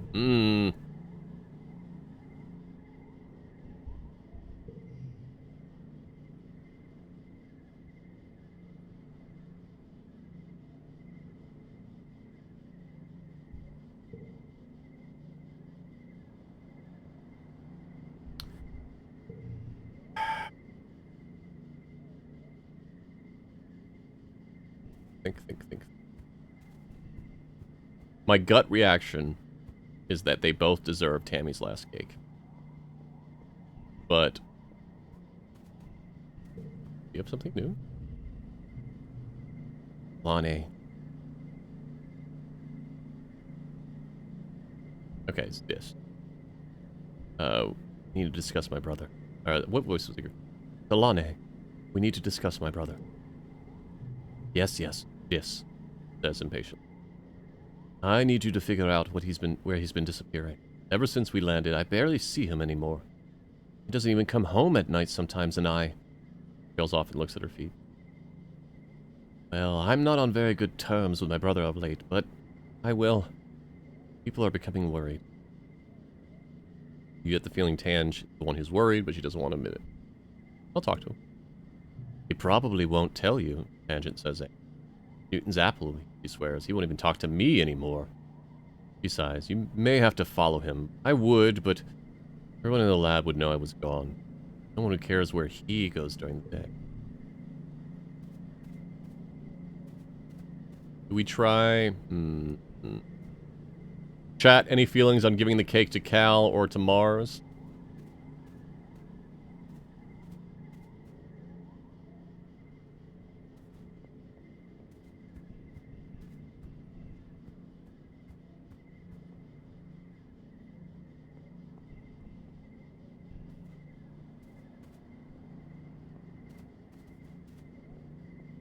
I'm gonna give it to Cal.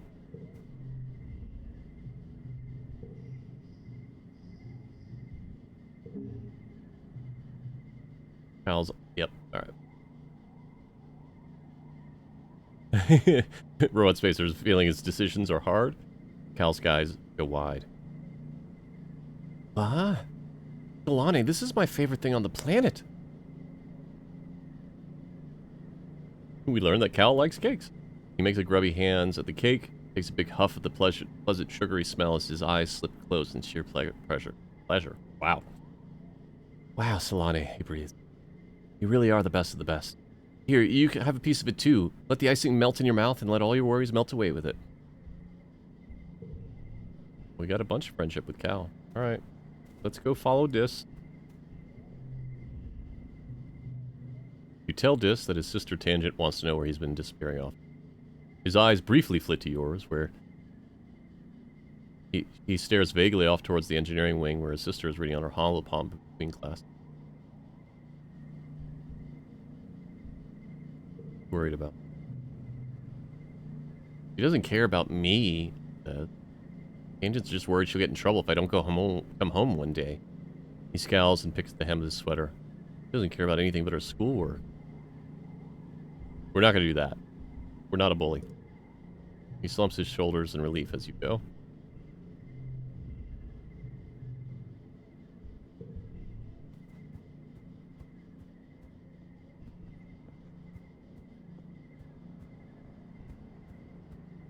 Alright, we will go to class and talk to Anemone real quick just to make sure.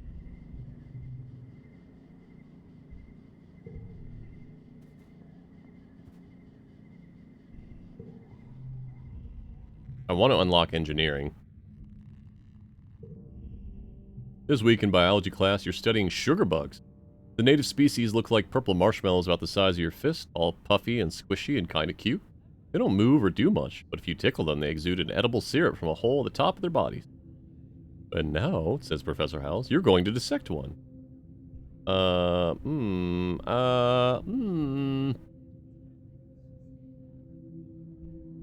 Is it dead? If it's dead, I have no ethical issues.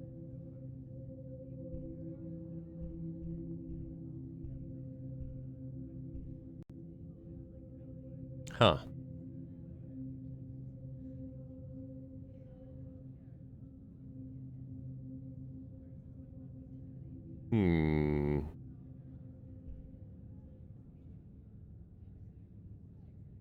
Let's go. You're given a, thankfully already sees. Okay, thank you. Sugar bug to work on. The moment your scalpel slices it open, a horrid smell of salt, like rotten fruit. Yuck. See Tange. Trying not to catch on it. All right, let's do the challenge. Bop, bop, bop.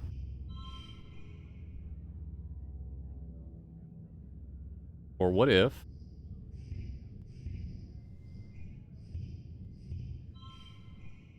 Eh.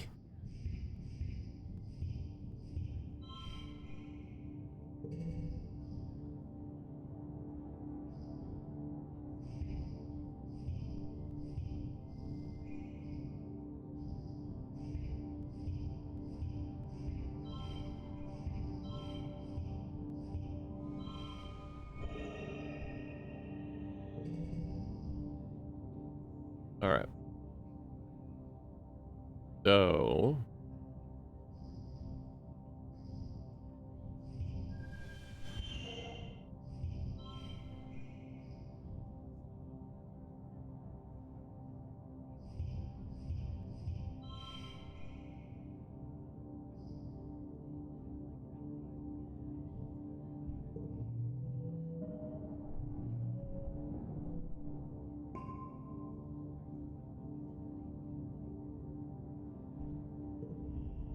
you carefully... Oh, we got friendship with Tange again.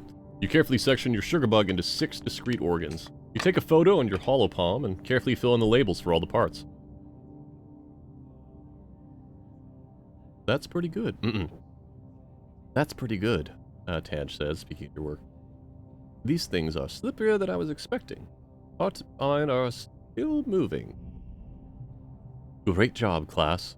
Now we're going to leave them overnight. The next morning, your class is in for a surprise. The sugar bugs are alive again, and there's more of them. Your teacher explains that their DNA is so malleable that almost any part of a sugar bug can turn into any other part if it needs to. The resulting sugar bugs are smaller, but will eventually grow into full size with one. Autumnum biology is weird.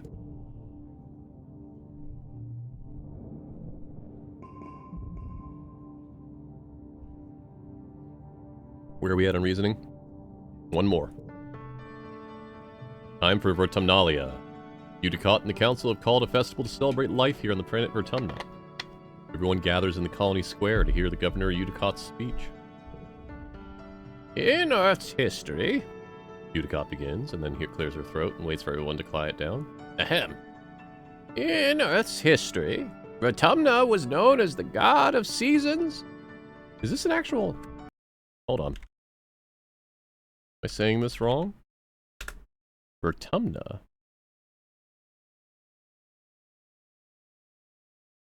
Nope.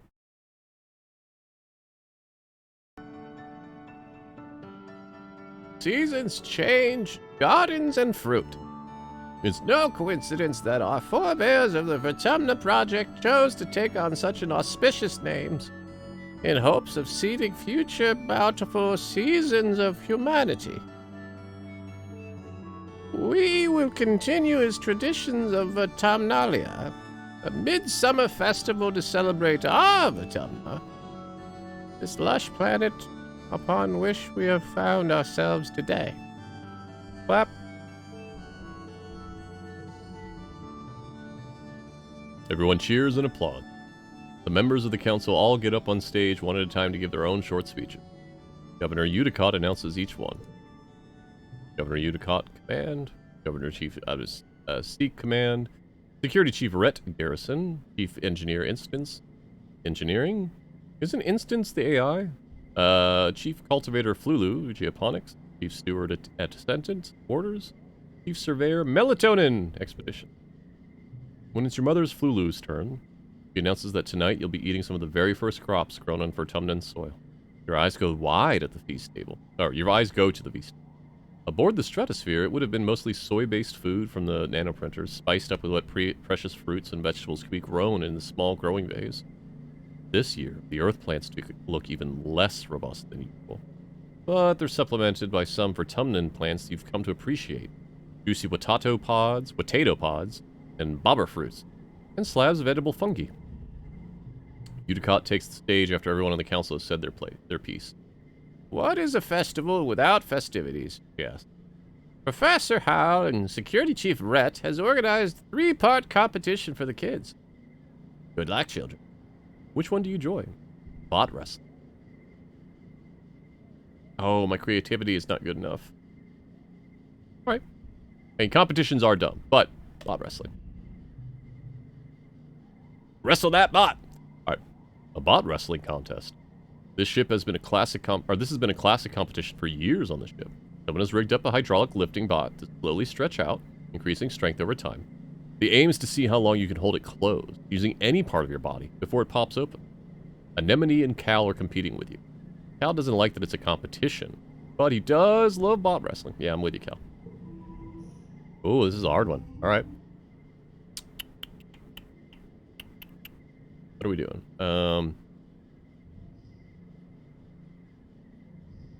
Up? Up? Up?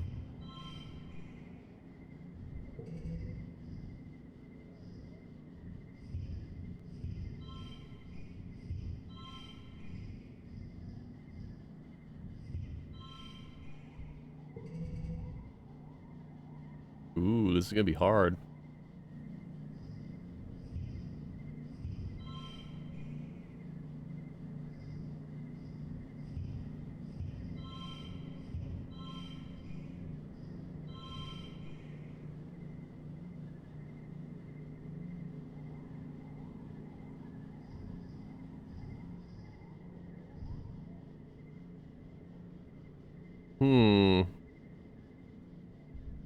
Let's go with push through.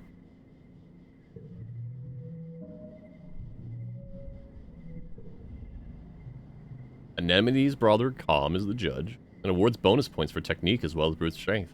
You sit on the hydraulic bot and use your weight at first, and switch to a bear hug when it starts to wobble and push you off the ground.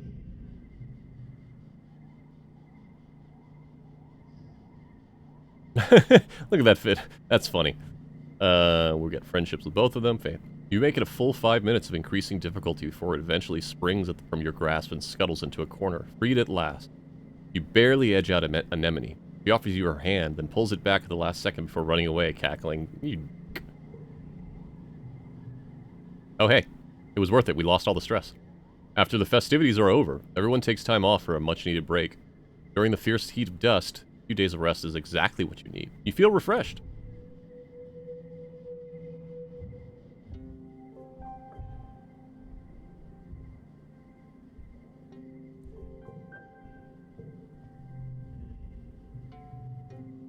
Angela looks up at the sky and shades her eyes. It's too bright, she complains. And it's too hot. And the nights are cold. Living on the stratospheric meant we never had to experience discomfort. Remind me, why aren't we putting our resources into repairing the ship? I don't have anything for you. I'm sorry. Do I? No.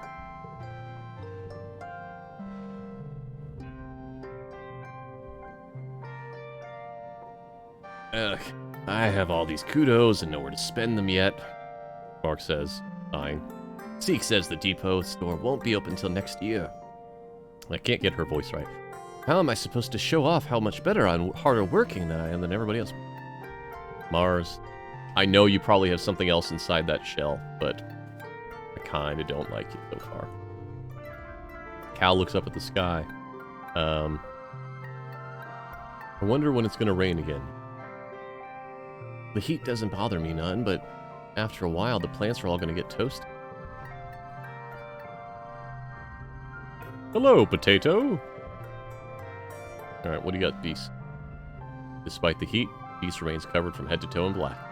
Ah, you are the neighborhood goth. It's not that hot.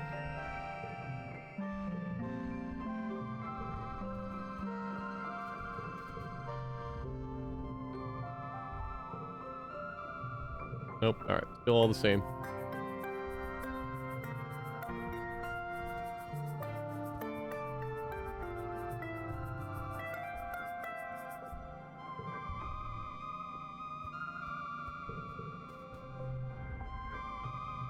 Anemone holds her stomach as you approach. Does the air here make you feel hungry all the time? Or is it just me? You wonder. I feel like I could eat a whole one of them mushroom trees. Just, oomph. You mind shoving the whole mushroom tree in her mouth? I really do. She's great. She's a gremlin, but a great one. Alright, one more school. Ah, congruence, not instance. Okay. One more life. Tange is absent almost all of this month. Al explains that Chief Engineer Instance asked for Tange's help with a few experiments. Because you're judged on what you know, not what you prove to have learned in class, many older students chose to skip class and instead to get hands-on experience in their field of interest. Tange has been working closely with Instance since she was just a kid. Okay. You. And then a U. And then a U. And then a U. And then a U. Is there anything else we could do? Is there any better way to do this? I don't think so.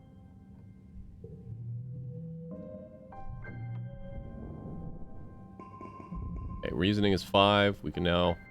Still got friendship with Tangent, even though we don't have...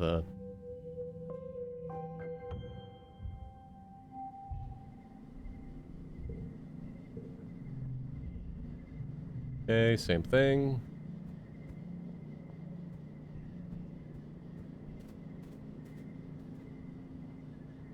Hey, Yinhua. Yeah, no worries.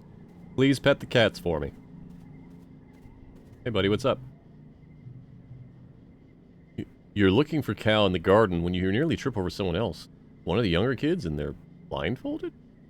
Hey! They exclaim, ripping the blindfolds off their face, throwing it on the ground. It's Cirrus, one of Anemone's brothers. He glares at you. I was almost done! Cal jogs over and grabs Cirrus in a friendly headlock, ruffling his messy hair. Dude, you were so close! Cirrus stamps his feet. Not fair! I almost got it that time. Solane got in my way. It's not his fault, Kyle says. He didn't know we were playing a game. Give me a sec. I want to teach him how to play. Cal turns to you as Cirrus leaves. Sorry, Solane, he says sheepishly. I was with teaching Cirrus a new game, but he's more like a nominee than I thought. Real competitive, you know?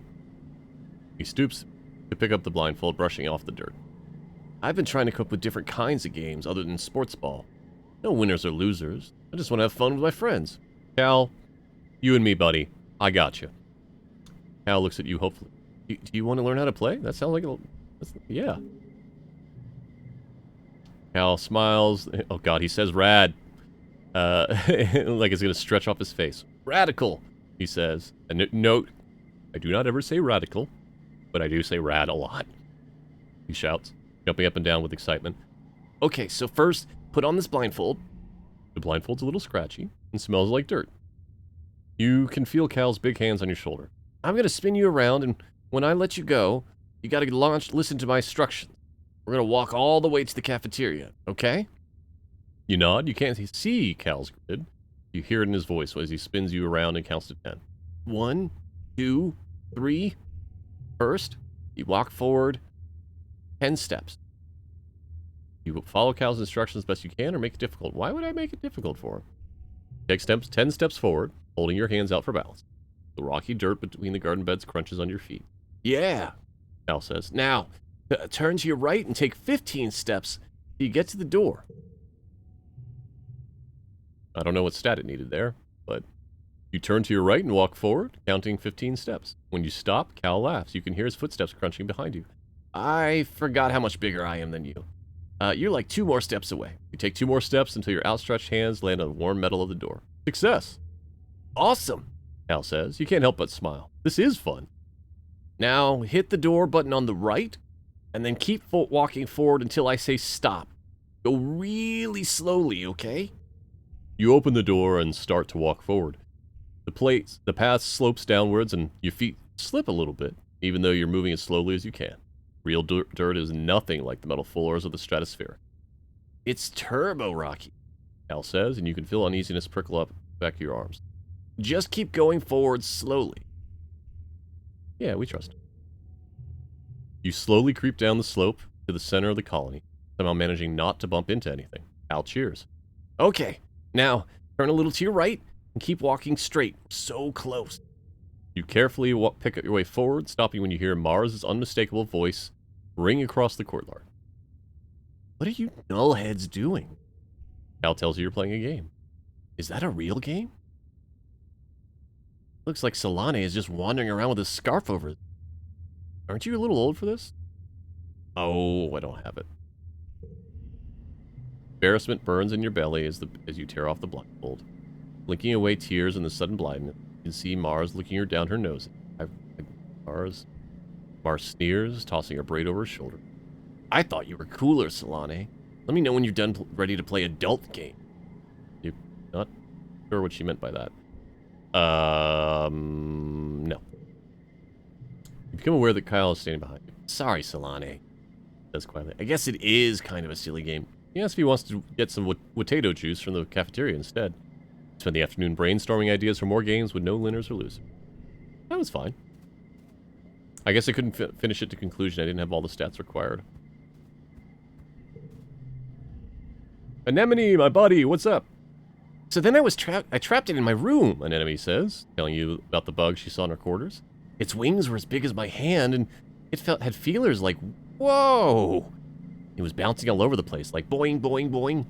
She gestures excitedly, swinging her arms over her head. The bugs here are so big, and they're everywhere. I was gonna give it to Tange. She loves gross bug stuff. But she said I should just let it go, because if it stung me, it might give me weird mutant powers. I mean, other than the ones I already have. I wanted to see if I got more mutant power. Uh-oh. So I started jumping around off higher and higher things until I was jumping off the back of the ship. And I got in so much trouble. But it wasn't even that high. She stops in her tracks. Hold on, she says, stooping to rub irritably at her knees for probably the 100th time in the past 5 minutes. Uh-oh. I'm gonna die. I busted up my knees and it's so itchy when my scales grow in. You're what? Annie, don't pick at it. Chief Steward, antecedent? Voice rings out across the garrison yard. Pleasant but firm. They'd instantly transport you back to the being in the ship. The Kresh, tugging on her skirts and calling her auntie. Anemone jumps and stands up straight, her hands flying to her side. But Mom! Anemone whines, digging her fingers into her knees as antecedent. Antecedent. I got it. Antecedent. Antecedent. I got it. Approaches you both. It's so scratch-tastically itchy! I know, lovely. Antecedent soothes her, patting her down her riotous red hair. But the more you pick at it, the thicker your scales are going to grow in. Anemone tucks her hands under her armpits and keep from scratching. What if I want to have cool scales? She does actually have scales, right? Like, these are scales, aren't they? Antecedent smiles indulgently. At the rate you're going, I'm sure you'll be covered in them before you know it. No need to rush. Anemone's skin is dotted with patches of protected blue-green scales. Okay, yeah, she does. They grow in whenever she gets a cut or a scrape. She rubs the patch on her jaw indignantly, the one she got when she ran headfirst into the food synthesizer back on the ship. Antecedent opened her satchel and pulls out a bundle of clothes. The queue for the nanoprinter is over a week long, so I patched her pants with scraps from your brother's clothing. Please, try not to put any more holes in it. Or yourself, okay? She hands the clothes to Anemone and hugs her, kisses her on her forehead. Anemone sticks her tongue out and gags. Yuck.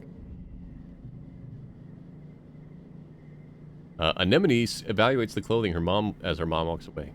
Galactic. Galactic, she breathes, as she runs her fingers over the odd-colored patch. Then, right in the middle of the yard, she unashamedly squirms out of her pants and pulls on the new ones. Okay. Wow! I look like a fighter jet from the Hollows, she exclaims, showing off her new pants. Like when they stencil your kill count on your plane, or like a really cool scar. Yeah, you get it. My pants are scarred, just like me. You're a dork. Augments armor scales skin. Interesting. Interesting. That's cool. Alright. So now, we should be able to do engineering. Yes! Using Congruence's HoloNet to scheduling system is almost a test of its own. You feel like a hacker navigating the confusing interface, but manage to add your name to the list of drop-in students. You're now eligible to join Tangent and some of the older students in engineering class. Heck yeah! Go ask about,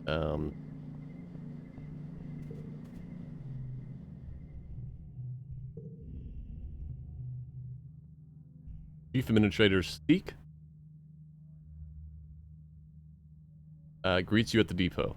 They look you up and down. Solane.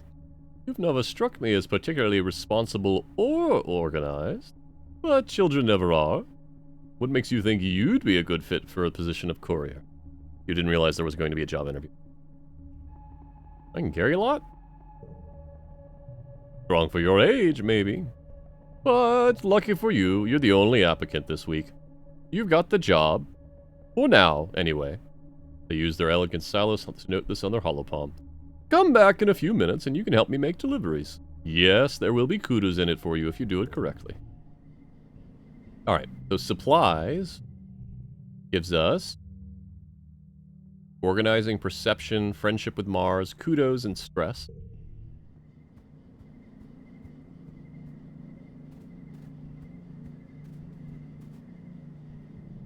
Engineering gives us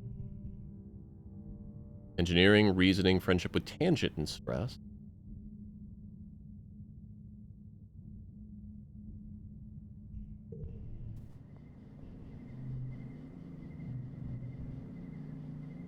Bravery, toughness, and friendship. I think I'm going to alternate engineering and sports ball for a while. I think that's the way that we're going to go. Professor Hal rubs his hands together as he waits for the class to settle down. He's in a great mood. This must be his favorite subject to teach. If biology and chemistry are the wet sciences, then engineering must be a dry one. But believe me, this class definitely won't be dry. He winks. It's weird. We'll also be learning math, physics, computing, robotics, architecture, and astronomy. Tangent raises her hand. Will we also learn about nuclear engineering? Professor Hal nods. Yes, at a beginner level. We'll have an overview of atomic theory and take a field trip to the engine rooms to learn how our ship's nuclear reactor works to power the colony. Alright, what we got?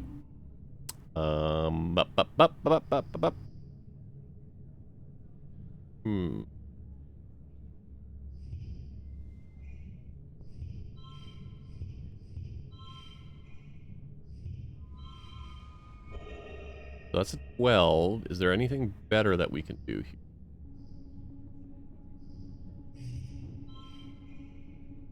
A 10.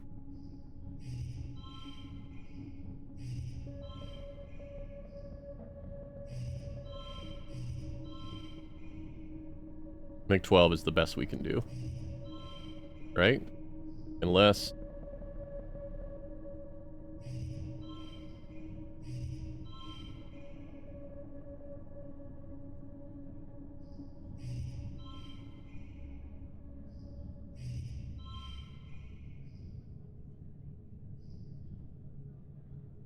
Yeah, I think that's probably the best.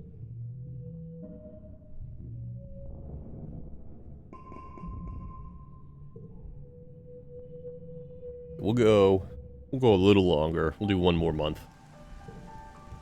I'm digging this. It's interesting. It's like half visual novel, half card game against a score. What do they call it? Trick taking? Tangent sniffs the air. It stinks out here. Not just one stink either. Okay, no, it's the same thing. Anybody got anything new?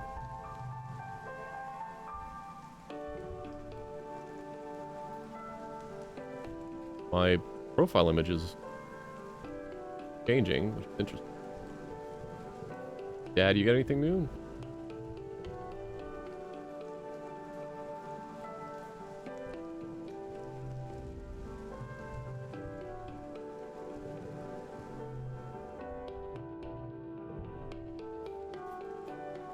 Alright, let's do sports ball. Let's go! You're paired with Nougat. Who's Nougat? You make the mistake of underestimating him. He wipes the pitch with you.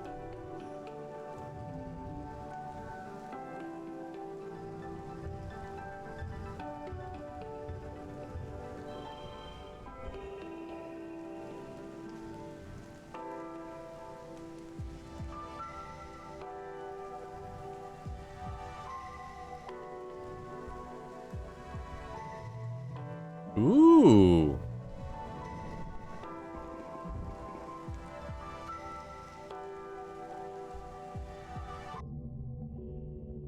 You have a terrifying, familiar dream. A monster crashes through the walls. Unfathomably large, every part of it wriggling and moving and searching for something. Tramples through the colony as you watch helplessly. Time shifts to the wreckage of your home. Picking through it, looking for something. Tears streaking down your dust-covered face. You lift heavy pieces of debris. Searching. Hey, Ink. How you doing? I'm gonna do one more month. We'll continue on. You wake up shouting, "No!" It's okay, Ink. But your voice is drowned out by the deafening rumble from the skies outside. The bedroom window is covered in water, pouring down from the clouds. You guess this must be rain, but you've never experienced it before. A bright flash from outside and another crack and rumble. Thunder! It must be a thunderstorm. It's still early hours of the morning. You're already almost forgotten your bad dream, but you're too unsettled to go back to sleep yet. The rain beats down on the roof of your quarters, just joined now and then by great peals of thunder like footsteps of an angry beast. This reminds me of Long Live the Queen. I don't think I've played that one. Yeah, go outside and play in the rain. Rain's awesome. It's surprisingly warm outside, and the water feels nice hitting your head. Everything smells fresh and damp and wonderful, and the dusty packed ground has turned to squelchy mud between your toes. You don't go too far from the door to your quarters, but it's an exciting being outside in the dark, watching dramatic streaks of lightning arc down to the hills behind the colony.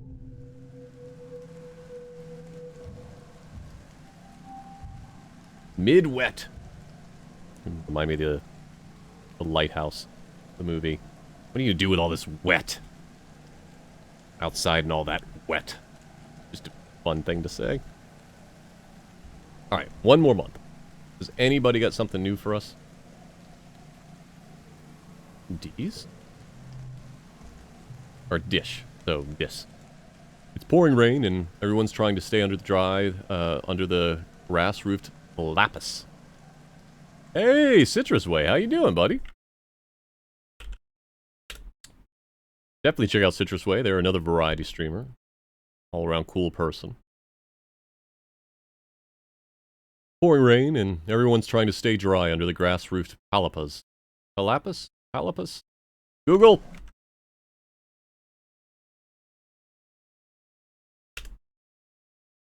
Palapa. Palapa. So palapas.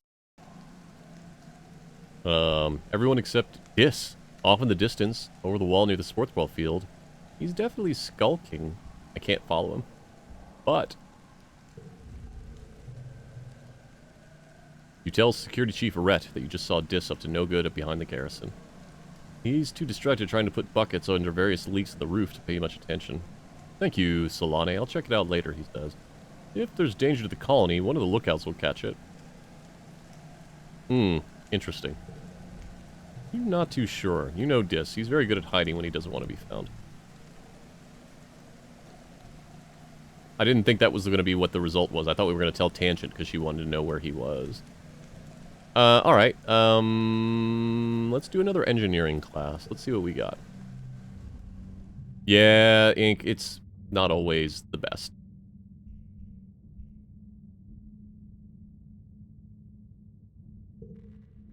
Professor Hal is a first-class nerd. You can almost always ask him questions that make him spiral off into a long explanation, going into way more detail than you'd ever need to know. It's a useful skill for those days when you don't feel like doing schoolwork.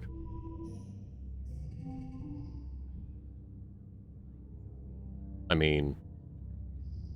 okay.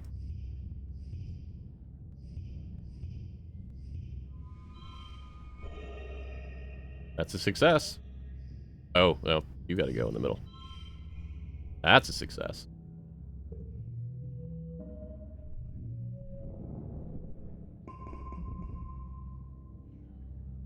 Oh, we'll do one more. That was so quick. I can see this being a... I'm enjoying this a lot, and I can already see this being a problem of one more month. Tangent is watching a construction crew build scaffolding for the new engineering pavilion.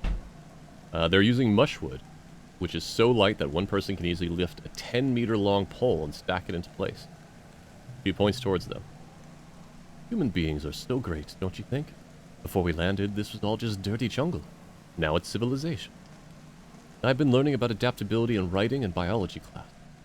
The books say it's what sets us apart from the animal. Like, we don't need fur, but because we can make warm clothes. And if it's too hot, we can make air conditioners instead. Also, we can sweat. Ange nods vigorously. Yes, also that. I read that not many animals sweat except humans, and it makes us naturally good in hot places. It's like we're made to be explorers. Together, you watch as the foreman puts the blueprints from the scaffolding onto the floating screen of her holopalm, and raises it to the scaffolding to check their progress. I'd like to see an alien do that, Ange says primly. Humans look defenseless and weak, but when we're the strongest species in the galaxy, who else can literally bend reality to their will? Tange, you don't get... Not a stupid alien, that's for... She puts one finger to her chin. I am living proof that humanity is greater than our biology, she says. All of us are really, with our genetic enhancement. We are the next step in humanity... Oh, sorry. All of us are, really, with our genetic enhancements. For those that are coming in late, Tange was born male, and she and her parents used genetic enhancement to adapt her to match her gender. So she was able to be the girl she wanted to be, and she felt she should have been. We're the next step in humanity's evolution from great ape to galactic superspecies. Ange, please don't end up being a space racist. I couldn't deal if you were a space racist. Yeah, robot spacer. Just one more. Alright, she's still got something. Anybody else?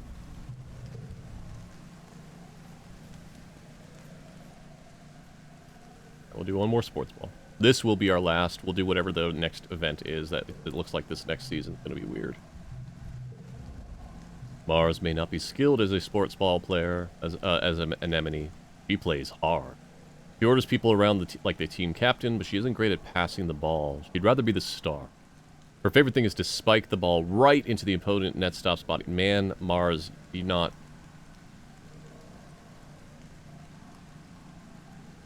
Not a good thing. Not a legal move, but she's done it so many times that the opposition now stands further back when Mars has the ball. Exactly what she... Did you see that? Anemone complains. Mars wouldn't pass the ball to either of us for 10 whole minutes. Somebody has to do something. Let's just not pass her the ball. I can't do persuasion yet, so... Oh, I wonder if I had persuasion, I could get Mars out of her bully rut. For the rest of the game, you and Anemone pass each other and ignore Mars. She notices, but just assumes you want to be the star too, and doesn't give you any hassle. That's interesting. The thing you've learned with Mars is that she loves to be the best, but she doesn't have the kind of ego that makes her mean about it. Okay. Alright, we're good with that. Doesn't really solve the problem, but it's kind of fun anyway.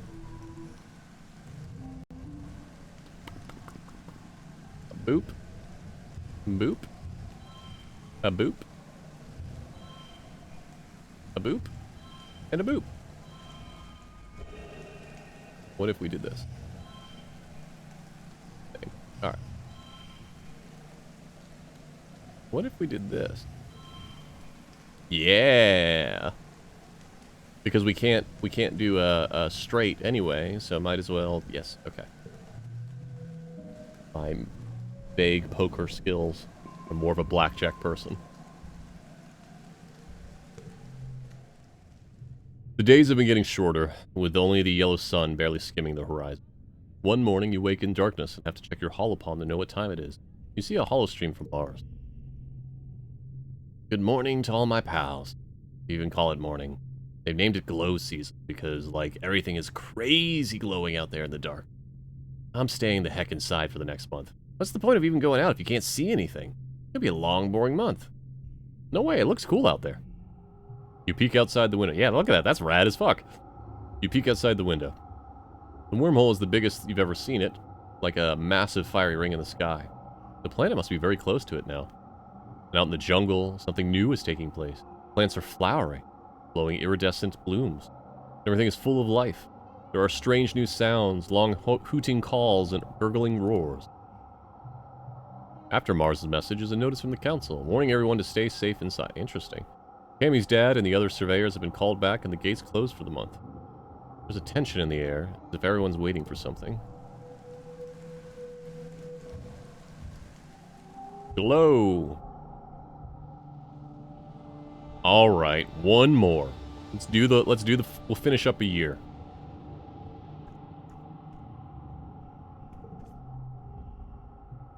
Anemone runs up to you.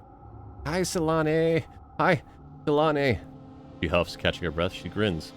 On the ship, adults are always saying, no running, Anemone. No running. Okay, no, this is the same thing. I wonder if the ones that have something new are just have, like, the exclamation points? Must be. Is there anything for me to pick up around here? Doesn't look like it.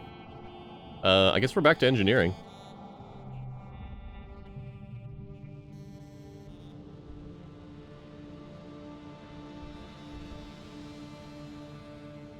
Ooh, we could work on persuasion.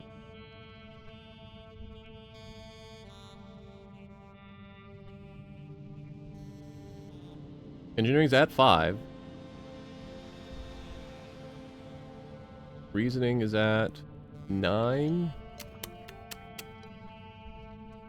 We'll do engineering once more. Hey, it's the ship AI. Congruence. Congruence. Whatever you prefer. You know what? I'm just going to talk as me. I know that she identifies as she, her, but I'm going to use my voice for her. AI to AI. Hi, kids. The ship on board intelligence Congruence glides into the room under a ceiling track, and the class cheers. Congruence is so cool. She's like a person, but also a machine. She knows a lot of jokes and can tell you anything about space. She never gets bored or frustrated by your questions. You all know me, she says, but I'll bet some of you have questions about how I work. What do you want to know? We're not going to ask that question. What's your job? I like, how do you know so many things? I like that. How do you know so many things? My brain is big, she explains. It's just enormous, really. Much bigger than this little monitor you see here. And it's connected to the ship's holonet, so anything you can look up on your holopalms, I just know. Well, what's your job? Well, right now, part of me is showing animal videos to children in the creche, and part of me is here is teaching you, but most of me is monitoring the engines which give us power and the life support systems that make it comfortable in here. I don't want to ask that. Do you have eat and poop? Well, fine, that's fine. She laughs, which has never sounded quite the same as a real person laughing to you. I guess you could say I eat electricity, but not in the same way you eat energy from food. But no, I've never pooped. I think it sounds kind of neat, actually. Alright, that's better than I expected. Congruence explains that she has to do all kinds of calculations to help fly the ship to land, and that she was designed to provide a user-friendly interface to the ship's system. But Hal has modded me from far more than that, she says proudly. Now I can even tell jokes. Why did the computer cross the road? I don't know. This files widely. Ah, shit. I know some of this. But my live binary translators have been replaced with my visual interface for you all. So let's just... I'm going to bet that it says to get to the other side. But let's see here. 0101 0100 011 0111 001 123 011 00 111 011 00101. Let's just go with that. Let's see what that... Yeah, to get to the other side. Okay.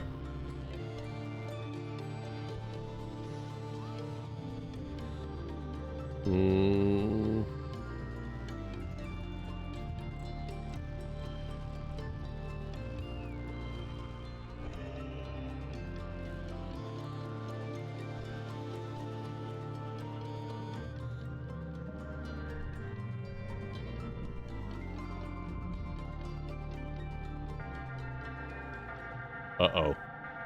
Daytime when the emergency sirens start up. Well, what passes for day. Still nearly pitch black except for an eerie green twilight glow on the horizon. You look towards the gates. They're open. Wait, they shouldn't be open. Oh, hell. The alert blares out of every speaker in the colony. It's the same one you used for hull breaches and fires, and in space it meant you were supposed to get to the nearest emergency shaft and put on a space. On Vertumna, it means going to the assembly point and wait for instruction. The closest assembly point is in the children's creche, but the opposite direction you hear shouting and loud popping noises. Gunfire! Is the colony under attack? We can help fight. You do your best to be brave and fight back. First, you dodge some help grown-ups who point you back to the creche. Then you head outside to get your bearings. Alright. You can hear yelling from up the stairs to the command. Oh, to get a bite to eat! That's great! Thank you, Robot Spacer. You can hear yelling from the command, and you can push to the southeast at Geoponics where your parents are working. Your parents are defending the greenhouses from a pack of knee-high creatures which seems to have eyes growing all over their bodies. Their oily flesh ripples with a constant, subtle motion as the individual eyes blink one at a time, incessantly. You can't tell which end is which of these horrible things. Hal is standing nearby. Wide-eyed, he slowly picks up his shovel and moves beside you. He reluctantly holds the shovel in front of him like a weapon. Easy, doggy. He don't want to hurt you. Get out of here, both of you! Run! Ooh. All animal except one animal, which moves straight toward you and Cal. Figure out what it wants. You look into its many eyes and see fear. The creature is scared of you. To Cal's amazement, you crouch down trying to look less threatening, and choose two of the eyes at random to look into to communicate with. You start to reach out a hand, but the creature is trembling. Oh, staring into its eyes made it even more frightened than before. It pounces.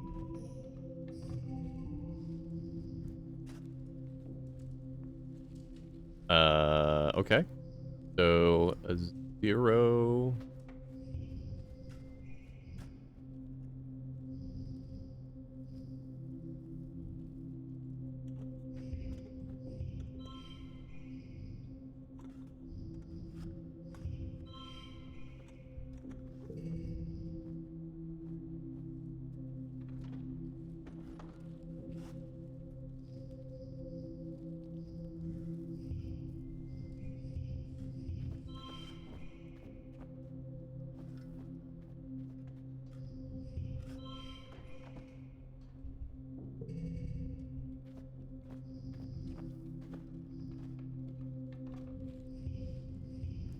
Two.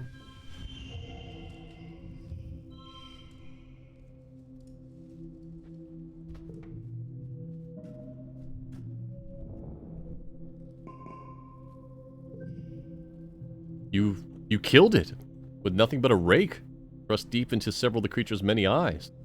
The rest of the pack scampers off the moment it falls. You never killed anything before. The body of the creature was so terrifying a minute ago, and now it looks strangely small and harmless. All of its eyes are closed for good now. Cal crouches beside it in shock. I told you to run, Solane. Uh-oh. Your mom looks furious that you put yourself in danger. She storms over, and you think she's going to slap you, and suddenly she pulls you into her arms and hugs you. Keeps rocking you and saying, "Aw, my baby, over and over. It's pretty surreal. Almost as weird as the dog things with the eyes, honestly. Hey, we got an achievement. That was scary. After 2 weeks of darkness, with the blue sun barely even skimming the horizon, it begins to move higher in the sky and daytime returns. The council admits they don't know how the gates were opened, or the creatures got in. Some of the attacked creatures were once thought to be docile. Others were species nobody's ever seen before. It's like something had driven them to assault the colony. At least nobody was killed this time. Alright. Now we are 11. Childhood is fleeting. The game will end when you reach age 20. Jeez. So you should focus on a few skills to improve and friends to spend time with. Use the skills and friend button in the top of the left screen to keep track of them. Good luck. Yeah, so we should spend more time. I think we're going to focus on Tangent and Anemone because they're so opposite. And then Cal is another focus. We no longer have the baby stuff, it doesn't look like. But that is where we're going to call it. Thank you all so much for watching. We will be back. We should be back Wednesday with more of this. I'm enjoying this. I can see how it fits into Creature Comforts. There's a lot of interesting stuff here. I am unsure yet, but I think I'm going to do an extra long stream on Friday. I may be on vacation starting Friday from work. And if that is the case, then I'll do an extra long stream on Friday before the Hildebrand stream, Friday night. And I might do another one on Monday. I want to get through at least one loop and then see what the next loop is like after level 20.